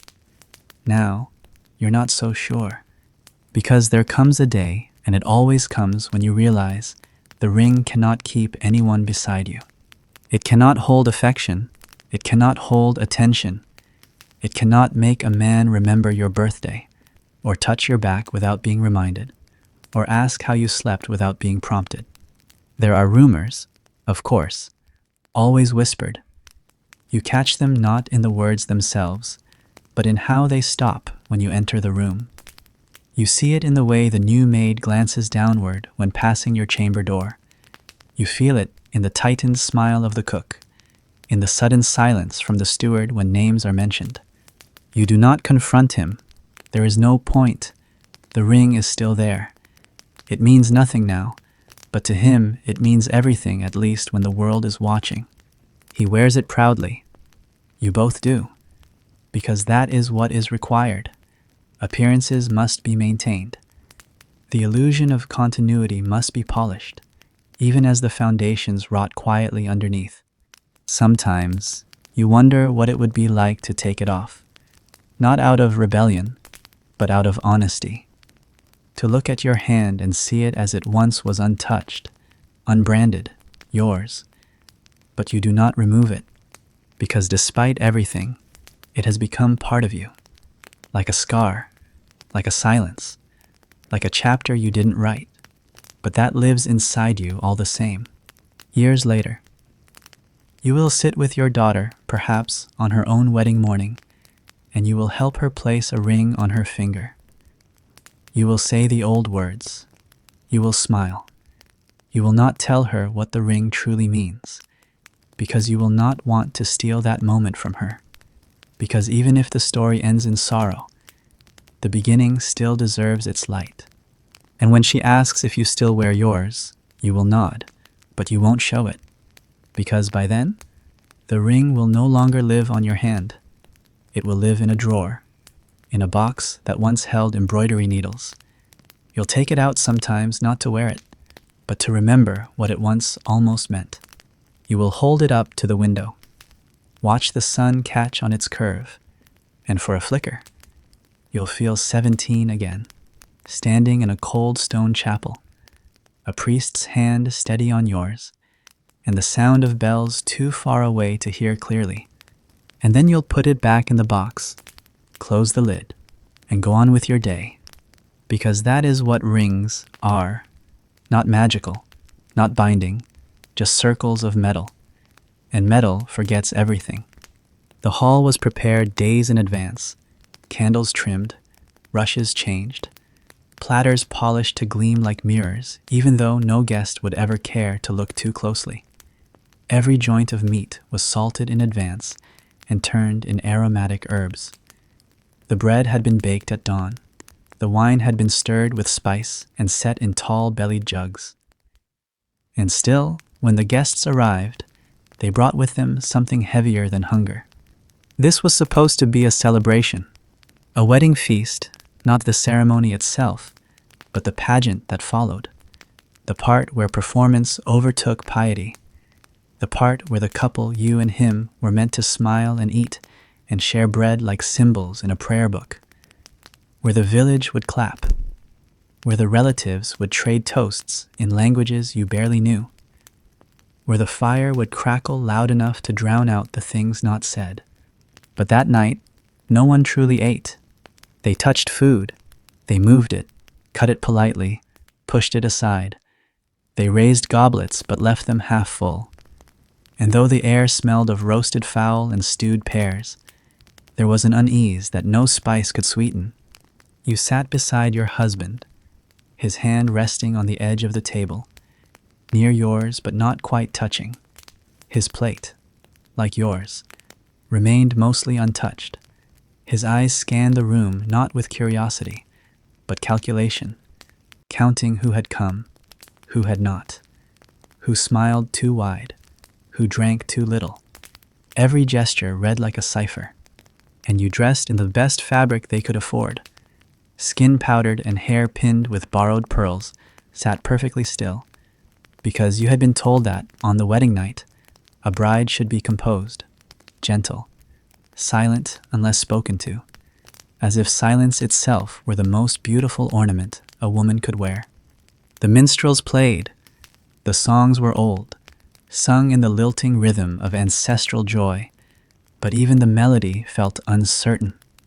A beat too slow, a refrain missed. The guests clapped, but it sounded hollow, like spoons tapping on empty bowls. The feast had all the appearances of grandeur, tables heavy with trenchers and pies, banners fluttering in the draught, garlands of late summer flowers twined through the beams. But under it all was a thick discomfort, as if everyone in the room had attended not to witness union, but to observe a kind of funeral. Not a funeral for people, but for hopes, because everyone at that table knew that something was off. Not because of scandal, not because of crime, but because the match, though sanctioned and legitimate, felt like a forced rhyme, words that technically fit, but had no music between them. The dowry had been generous, the families, technically aligned, the priest, obliging. And yet, in the marrow of the thing, the marriage felt like a treaty between two countries that no longer spoke the same language. You smiled when needed, nodded when addressed, laughed when your name was toasted, but beneath the table, your fingers clenched the napkin so tightly the linen left marks. You noticed who watched you too closely, and who didn't look at you at all. You saw how the steward glanced at your dress as though estimating its cost, how your husband's cousin whispered behind a fan, how your father sat far from the head table, his shoulders rounded, as though shrinking from the room he had helped pay for. The food was good. That wasn't the problem. The meat was tender, the cheese, sharp and rich. The apples had been poached with cloves and honey. The wine was from the south, rare for a house of this rank, and carried the scent of violets and oak. But the appetite had fled, left the room like a breeze exiting a cracked window. Some said it was the heat, others, the nerves. A few blamed the salt too heavy on the lamb, but you knew better. It was not a matter of taste, or comfort, or culinary flaw. It was the truth that sat on every plate like a second course. This was not joy. It was survival in disguise. Your husband rose for a toast halfway through. He spoke well, better than you expected, quoting scripture and jesting about future children, letting the crowd laugh in the familiar way people do when they need to fill a space too wide. But his hand trembled slightly as he lifted his goblet, and when he turned to look at you, he did not smile, not with his mouth, and not with his eyes. You lifted your goblet anyway, because that was what was expected. This was the nature of medieval weddings. The feast was not about food. It was about performance, a shared illusion, a public staging of private intention. The bread and wine were props, the roast, a background, the music, a curtain to draw over the awkwardness beneath. You remembered a girl who once told you that the wedding feast was the happiest night of her life. She had danced. She had sung. She had laughed so hard she spilled wine down her bodice and didn't even care. You believed her once. You envied her still. But your night was not made for laughter. It was made for observation, for endurance, for pretending that your throat wasn't dry and your heart not thudding like a trapped thing. Eventually, the dancing began, first slowly, then with increasing momentum. Some couples smiled genuinely. Some did not. The younger men jostled for position. The older ones tapped their feet half-heartedly. You were led into the steps by your husband, whose grip was neither cruel nor kind, simply functional. The two of you moved through the motions, circling the floor like planets with set orbits. From a distance, you looked like a married pair. From up close, you looked like strangers sharing a costume. When the night ended, because even the longest night must end, the guests departed with the tired relief of people who had fulfilled their duty. Plates still half full were cleared by kitchen hands too wise to question. Candles guttered in brass sconces. The scent of smoke and old meat clung to your veil. You remember walking up the stairs, the silence between the two of you, how he unpinned your hair with the efficiency of someone who had done it before, how he kissed you once, gently, as if fulfilling a step rather than a desire. And when you finally lay in the dark, the ring cold on your hand and your stomach empty despite hours of feasting, you thought not of what had happened, but of what hadn't. No one had truly eaten. No one had truly celebrated. And no one, not even the bride, had truly felt married. It would take years for you to understand that the feast was never about the meal. It was about the appearance of plenty, a ritual of illusion. And in that, at least, it succeeded. There was always one. In every village, every region, every generation, a whisper would begin around the edges of a marriage, gathering moss like a legend, then vanish just as quickly, a tale told by firelight, or murmured over well buckets, the story of a bride who simply disappeared. She was always young, always beautiful in a quiet way, not striking like the noble portraits, but soft in her stillness. The kind of girl people expected to endure things without protest. She would smile once too often. She would be the kind who never interrupted. She would walk with her hands folded at her waist, eyes cast downward. And because she made herself so small, no one noticed when she was gone. You weren't thinking of her that night, not consciously, but she was there, in the way you looked at the door, in how your mind wandered as you were helped from your gown, in how the windows stood open, the air sharp, alive, even though the fire still hissed in the hearth behind you. You sat alone for a long time. It had been a long day. The ceremony, the feast, the speeches, the dance, the layers of expectation stitched into every hour. The weight of the ring still pressing against your skin, you told yourself you were tired, not afraid, that what you felt in your chest was not panic, but anticipation, that the way your fingers trembled was from the cold, not from doubt. But the quiet said otherwise. The kind of quiet that comes not when something ends, but when something begins, something you can't name, but can feel pressing against your ribs. In the stories, the bride who vanished left behind her veil, or a shoe, or the imprint of her body on a bed no one would sleep in again. You wondered, absurdly, if you would be remembered like that, if someone, years from now, would mention you by name, not as a wife, not as a mother, but as a question no one had quite answered. You looked at the window again. It wasn't far. Beyond it, the courtyard. Beyond that, the path into the woods. There were no guards at this hour. No one expected a bride to run. No one ever expects that, because the idea is too uncomfortable. It undermines the very ritual, the feast, the ring, the prayers all assume the bride will stay. But sometimes she doesn't. In the candle's low flicker, you remembered the girl who told you once, in a whisper during harvest, that her aunt had vanished on her wedding night, just vanished. The groom slept in an empty bed. The search parties found nothing, not blood, not torn fabric, not a single footprint beyond the gate. She might have drowned. She might have wandered. She might have become a servant in another town, living beneath a false name and a headscarf. Or she might have simply stepped into the woods and kept walking until she belonged to something else. You never forgot that story. And now, in your own silence, in your own gown, its ties loosened but not removed, you felt the edges of it curl around your thoughts. You rose, walked to the mirror. Your face looked pale, but not ghostly. Your eyes were not red. You looked, in fact, entirely appropriate.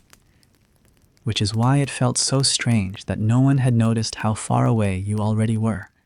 The ring weighed more heavily now, as if it sensed your hesitation. You didn't take it off, not yet. Instead, you opened the chest at the foot of the bed, found your old shoes, the ones with dust in the seams, a cloak brown and rough, no embroidery, a headscarf, plain wool, with one frayed corner. You dressed slowly, each movement like a question, each knot and fold an unspoken decision.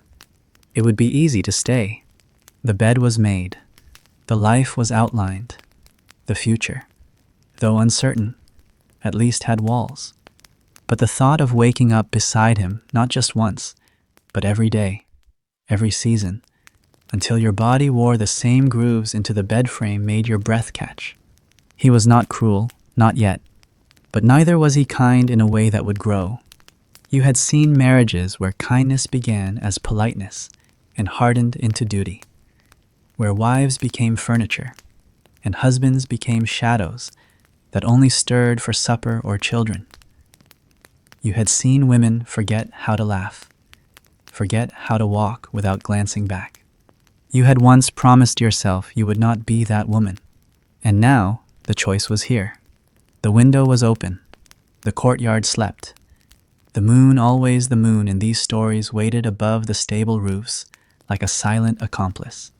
You moved quickly, soft-souled, learned from childhood, past the threshold, down the corridor. The stairs creaked, once a single syllable of warning, but no one stirred. The courtyard was colder than expected. The stones were wet from dew. The world felt close, muffled, like a dream in linen. You passed the stables, the gate, the well, each one a marker, each one a chance to stop. You did not. You walked through the orchard, past the boundary stone, into the tree line, and there, only there, did you breathe, truly breathe. You didn't know where you were going, not in any practical sense, but you had something better than a map, the certainty that this was the only way to remain yourself. In the village, they would wake to a mystery. Some would be angry. Some would be relieved. A few would understand. They would say you were stolen, or cursed, or mad. They would invent stories to soften the edges of the truth, that you had chosen to leave, that you had preferred freedom to comfort, that the idea of being loved as property, even politely, was not enough. You left the ring at the foot of an oak tree, not buried, not hidden, just placed like an offering or a refusal. It caught the moonlight for a moment, then disappeared in the leaves. You walked on. Later, you would take another name, another path, another kind of hunger. But tonight, you walked not towards something but away. And in that walking, you became something more than bride, more than story, more than question. You became a silence of your own making, a page unfilled, a woman not yet written. It was never written down. There were songs for battles, songs for saints, songs for the crowning of kings and the burying of babies. There were songs sung to bless the harvest, songs to banish storms, songs hummed under breath as women combed lice from one another's hair by firelight. But this one, this melody for brides, was not in any book, not in any cathedral's echo or abbess's scroll. It lived only in memory, and it had always been sung softly. Not because it was forbidden, exactly, but because it carried something too wild to be permitted in the open. You first heard it when you were 12. The wedding had ended. The fire still glowed. The guests had mostly gone. And one of the older maids, her sleeves rolled high, her breath warm with wine, had begun to hum as she scrubbed grease from the trenchers. Not a lullaby, not a hymn, just a quiet, winding thing that didn't rhyme and didn't end, that wrapped around your ears like thread. When you asked what it was, she only smiled and shook her head as if it had never happened. Later, you would recognize pieces of it, a few notes carried by a washerwoman, a line whispered between two veiled girls in the field. You realized the song moved from woman to woman like breath, slipped between them like contraband, folded into their voices, made stronger by secrecy. But it was never sung aloud at a wedding, because it didn't sound like celebration. It sounded like truth, not the kind you hear at the altar, in the solemn blessing of man and wife, but the other kind, the one behind the veil, the song that said what no priest dared admit and no groom would want to hear, that a bride is a girl tied in silk, and sometimes that silk feels more like rope, that weddings could be cages made of garlands, that love, when assigned rather than chosen, can wear a smile just long enough to survive the day. You never dared sing it, not in full, but parts of it came to you in moments during needlework, during long walks in the woods, during the first time you saw another girl cry in her wedding dress before stepping out to meet her guests. It was not a rebellion exactly. It was more like a confession, quiet, private, passed like a secret talisman between hands. And now, sitting in the corner of your own chamber, your gown folded neatly across a stool, your hair undone, your cheeks still marked by the press of ceremonial kisses, you felt the song rising again, not from memory, but from the center of you, like something aching to be voiced. The fire had gone low, the hall below had grown silent. You were alone, but not lonely. And for the first time, truly, the melody formed behind your teeth. You began with a hum. It wasn't much, barely a whisper, half lost in the creak of the rafters, but it made the air shift. Then, a line in a language older than you remembered learning. Then another. The syllables were plain, the rhythm strange, the meaning layered like wool. It spoke of ribbons braided too tightly, of shoes that blistered on the walk to the altar, of mothers who pressed smiles into their daughters' faces and told them this was joy, of nights where the feast was grand, but the bride went hungry, of names changed without asking, of beds shared with strangers, of love confused with duty, and obedience mistaken for grace. It was not a bitter song. It did not accuse. It did not scream. It simply told the truth in the only way truth could be told when power slept upstairs and watched every door softly. The song didn't end. It faded. Like all secret things, it slipped away before it could be captured. And yet, you knew that somewhere else, another girl, another bride, another century, someone else was singing it too, just under her breath, just behind a door, just where no one would think to listen.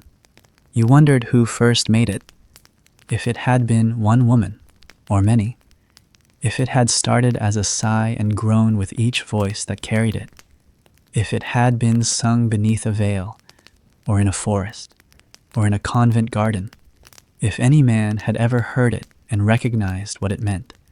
Probably not. Men had their songs, loud ones with drums and horns and names carved into them. Their songs were sung to remember their deeds. This one was sung to remember what had been endured, and that made it holy in its own way. You stood by the window, eyes half closed, and let it echo in your mind again. Not just the melody, but the weight of it. It had carried generations, women who had been married off for land, for sheep, for peace, for titles, for the chance to be no longer a burden to their father's house. Women who had worn white because the dye was too costly, not because of the myth of purity. Women who had bled on their wedding night and still cooked breakfast the next morning. Women who had known their husbands only as names until the priest said, Amen. Women who had counted the months after the feast with clenched teeth, hoping the child would not come too soon. They had no statues, no songs with their names, no epic poems, but they had this song, this unspelled scripture, this undercurrent. It was the only song not meant for an audience, only for the singer, because to sing it was not to perform. It was to remember that you were still there, still inside the dress, still beneath the ceremony, still yourself. You didn't sing it loudly, that would have defeated its purpose, but you sang it. And in that quiet, where no one listened, the room changed. You felt not stronger, exactly, but realer, as if you'd peeled away the performance, the posture, the powdered cheeks, and stepped barefoot into your own mind again. Tomorrow, they would expect you to play the role, the good wife, the fair lady, the quiet companion. They would not ask what you sang tonight. They would not guess. And that was fine, because the song was not for them. It was for the girl who first whispered it, for the girl who passed it on, for the girl who heard it and wept, and still smiled the next day. It was for the bride who had run, for the bride who had stayed, for the bride who had disappeared between the verses of a story that never quite found its ending. It was for you, not the version in the veil, but the one beneath it. The girl who had once asked if love could be chosen. The girl who had once wondered if silence was truly golden, or simply safer. The girl who still existed somewhere beneath the rings and the ribbon and the rhyme. The girl who, despite it all, could still sing. It was the kind of morning no one prepared you for. There had been lessons about the feast, the dress, the ceremony, the veil.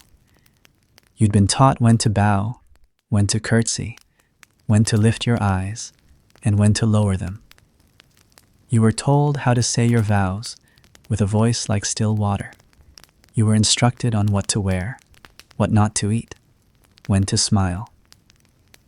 There were scrolls of advice about how to run a household, how to produce an heir, how to keep the kitchen from smelling of fish, but no one, not once, had explained what it would feel like to wake up and not recognize the shape of your life. The light came in through the shutters slowly, like someone tiptoeing across the edge of your bed. Dust floated in it. You watched it for a while before moving. Your body ached not from anything specific, but from the accumulation of expectation. You felt it in your shoulders, in the backs of your knees, in the shallow way your lungs drew in air. You were tired in a way that sleep could not solve. The bed was larger than you remembered, colder too. He had already gone. Or maybe he had never stayed. You didn't know. There were no footsteps, no sounds of someone dressing, no whisper of a door, just absence, soft as wool, wrapped around the sheets. You sat up carefully, as if your skin might split under the weight of this new identity. Wife, a word that didn't yet fit in your mouth. You had spoken it yesterday. You had signed it into the church record, but it still felt like a borrowed name, like shoes too stiff, waiting to be broken in.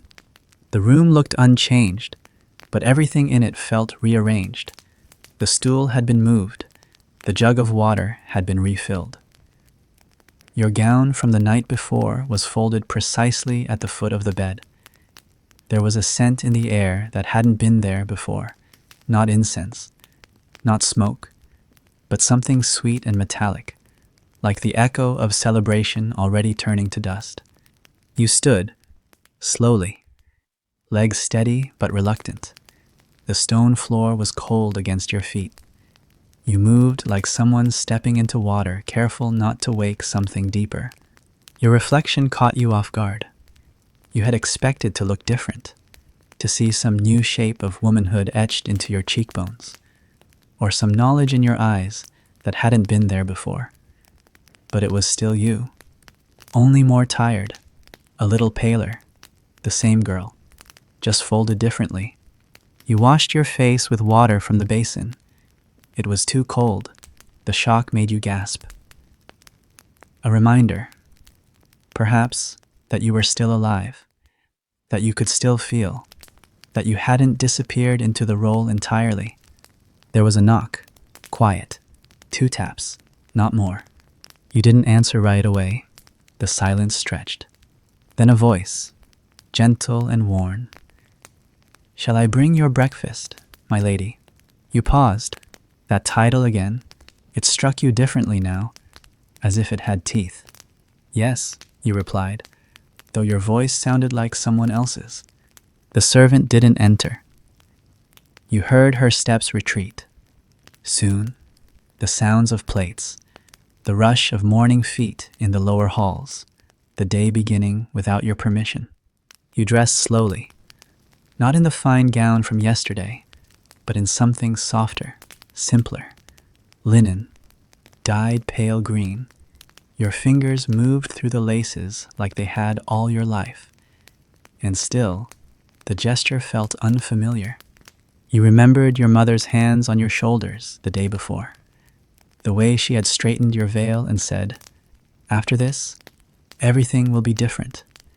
You had thought she meant it kindly, a blessing, perhaps.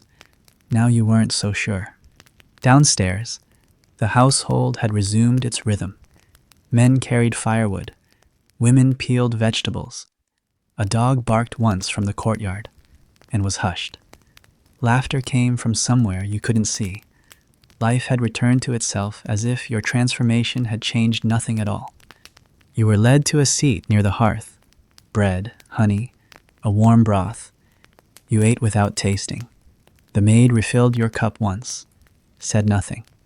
But you could feel her eyes watching you, not cruelly, just curiously, the way people look at something they've heard about but never seen. You wanted to ask her if you looked different, if there was something in your face now that marked you as after something that hadn't been there before. But you didn't. You sat very still. After the meal, there were obligations. A walk through the garden with your new mother-in-law, who pointed out the herbs and said things like, "You'll want to keep an eye on the basil, it wilts early." Instructions about the steward, the house keys, which chamber pot needed replacing. She spoke with the authority of someone who had once done this herself, who had been taught to take pride in the smoothness of linens and the sharpness of knife edges.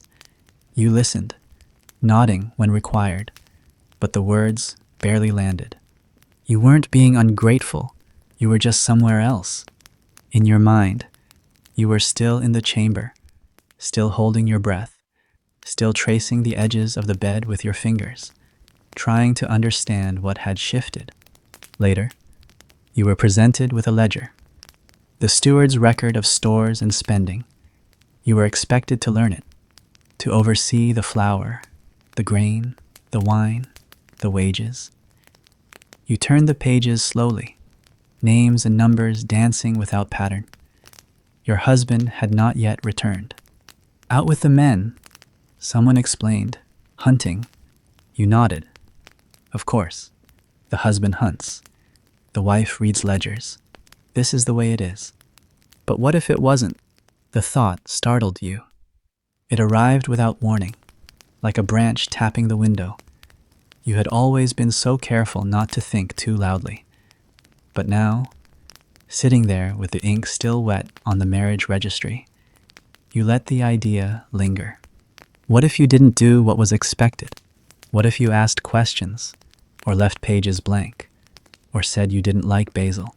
What if you spoke the song, the one you weren't supposed to know, aloud? Would the walls shake? Would the hearth crack? Would the title fall off your name like old wax? Probably not. Probably the world would keep turning. But still, you stayed quiet. You passed the rest of the morning listening to instructions, nodding, saying yes in the right places. You walked where they told you, smiled at the servants, accepted a compliment about your posture. You did everything right.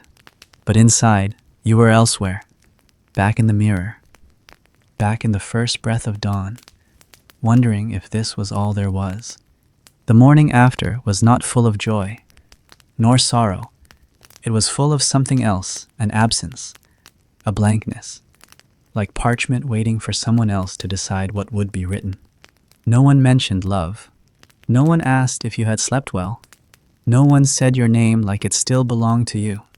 And so, by midday, you found yourself in the small, walled garden behind the kitchen. No one came here. It was quiet, and the rosemary was in bloom. You sat on the low bench, hands folded, and let yourself feel tired.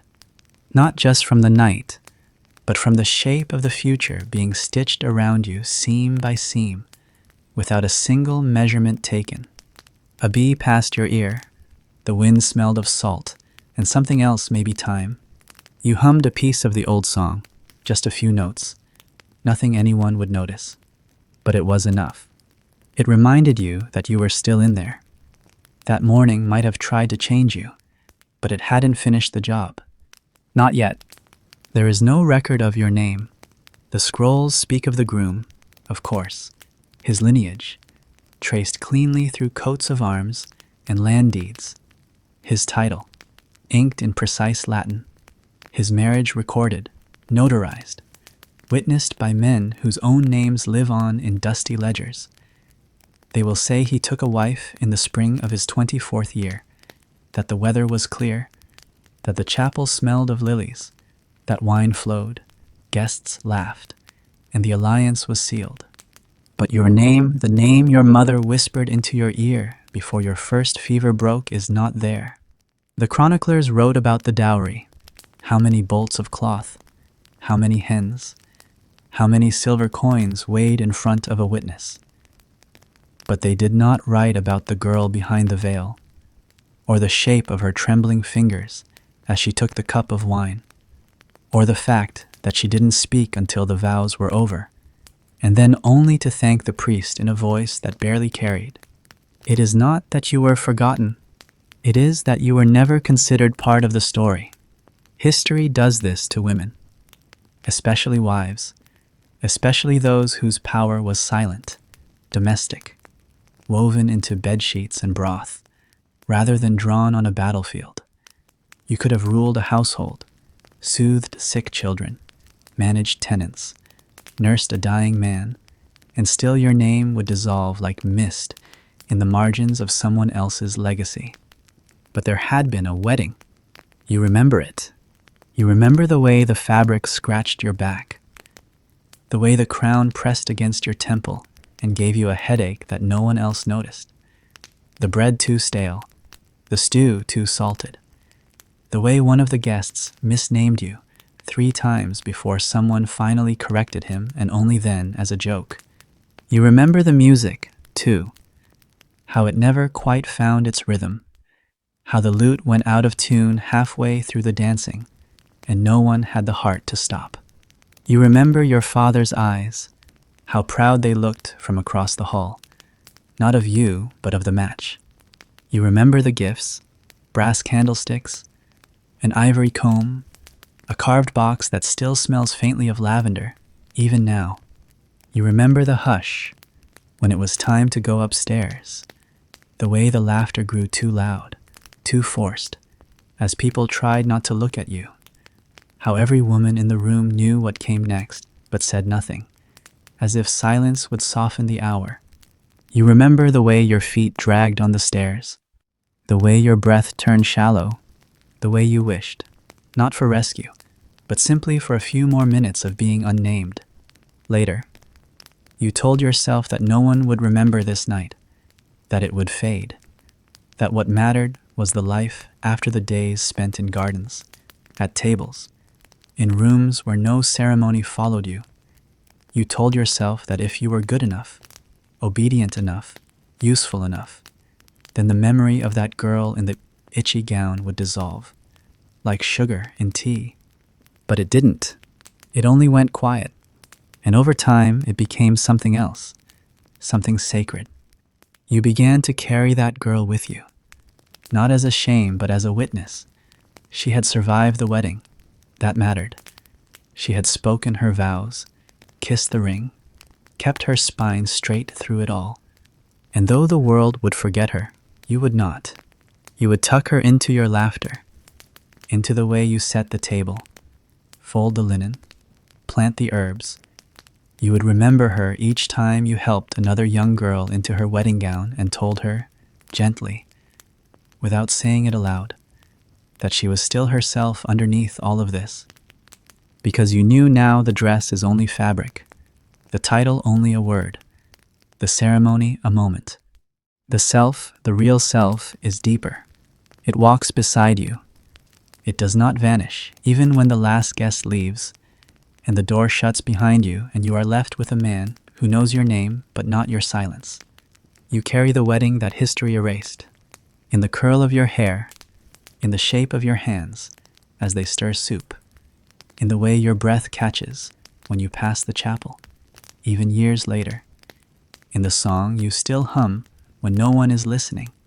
You see it in other women's eyes, in the girl who fidgets with the hem of her sleeve during the ceremony, in the mother who squeezes her daughter's hand too tightly because she knows, in the grandmother who watches from the back row, her lips pursed, her memory sharper than anyone suspects.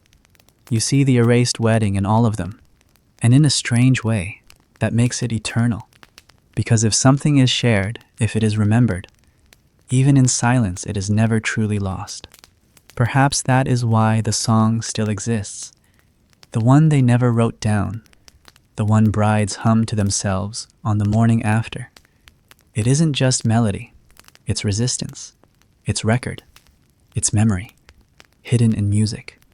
No chronicler ever copied it, no historian footnoted it, no monk included it in the annals of the realm. But it exists. It is passed through eyes, through touches, through glances exchanged in candlelight, and it survives. So does the wedding, the real one, not the feast, not the vows, not the embroidered altar cloth or the priest's blessing, but the other wedding, the one that took place quietly, in the heart, when the girl realized she was not gone, not erased, not silenced, just folded into something larger. You wonder, sometimes, if this is enough. If this kind of remembrance can compete with the weight of archives and genealogies and titles carved into tombstones. But then you watch a young bride wipe away a tear, softly, so no one sees. You hear her whisper something beneath her breath, half a prayer, half a song, and you know she is speaking to the same memory, to the wedding no one else will record. And that is enough, because you remember, and you are not the only one.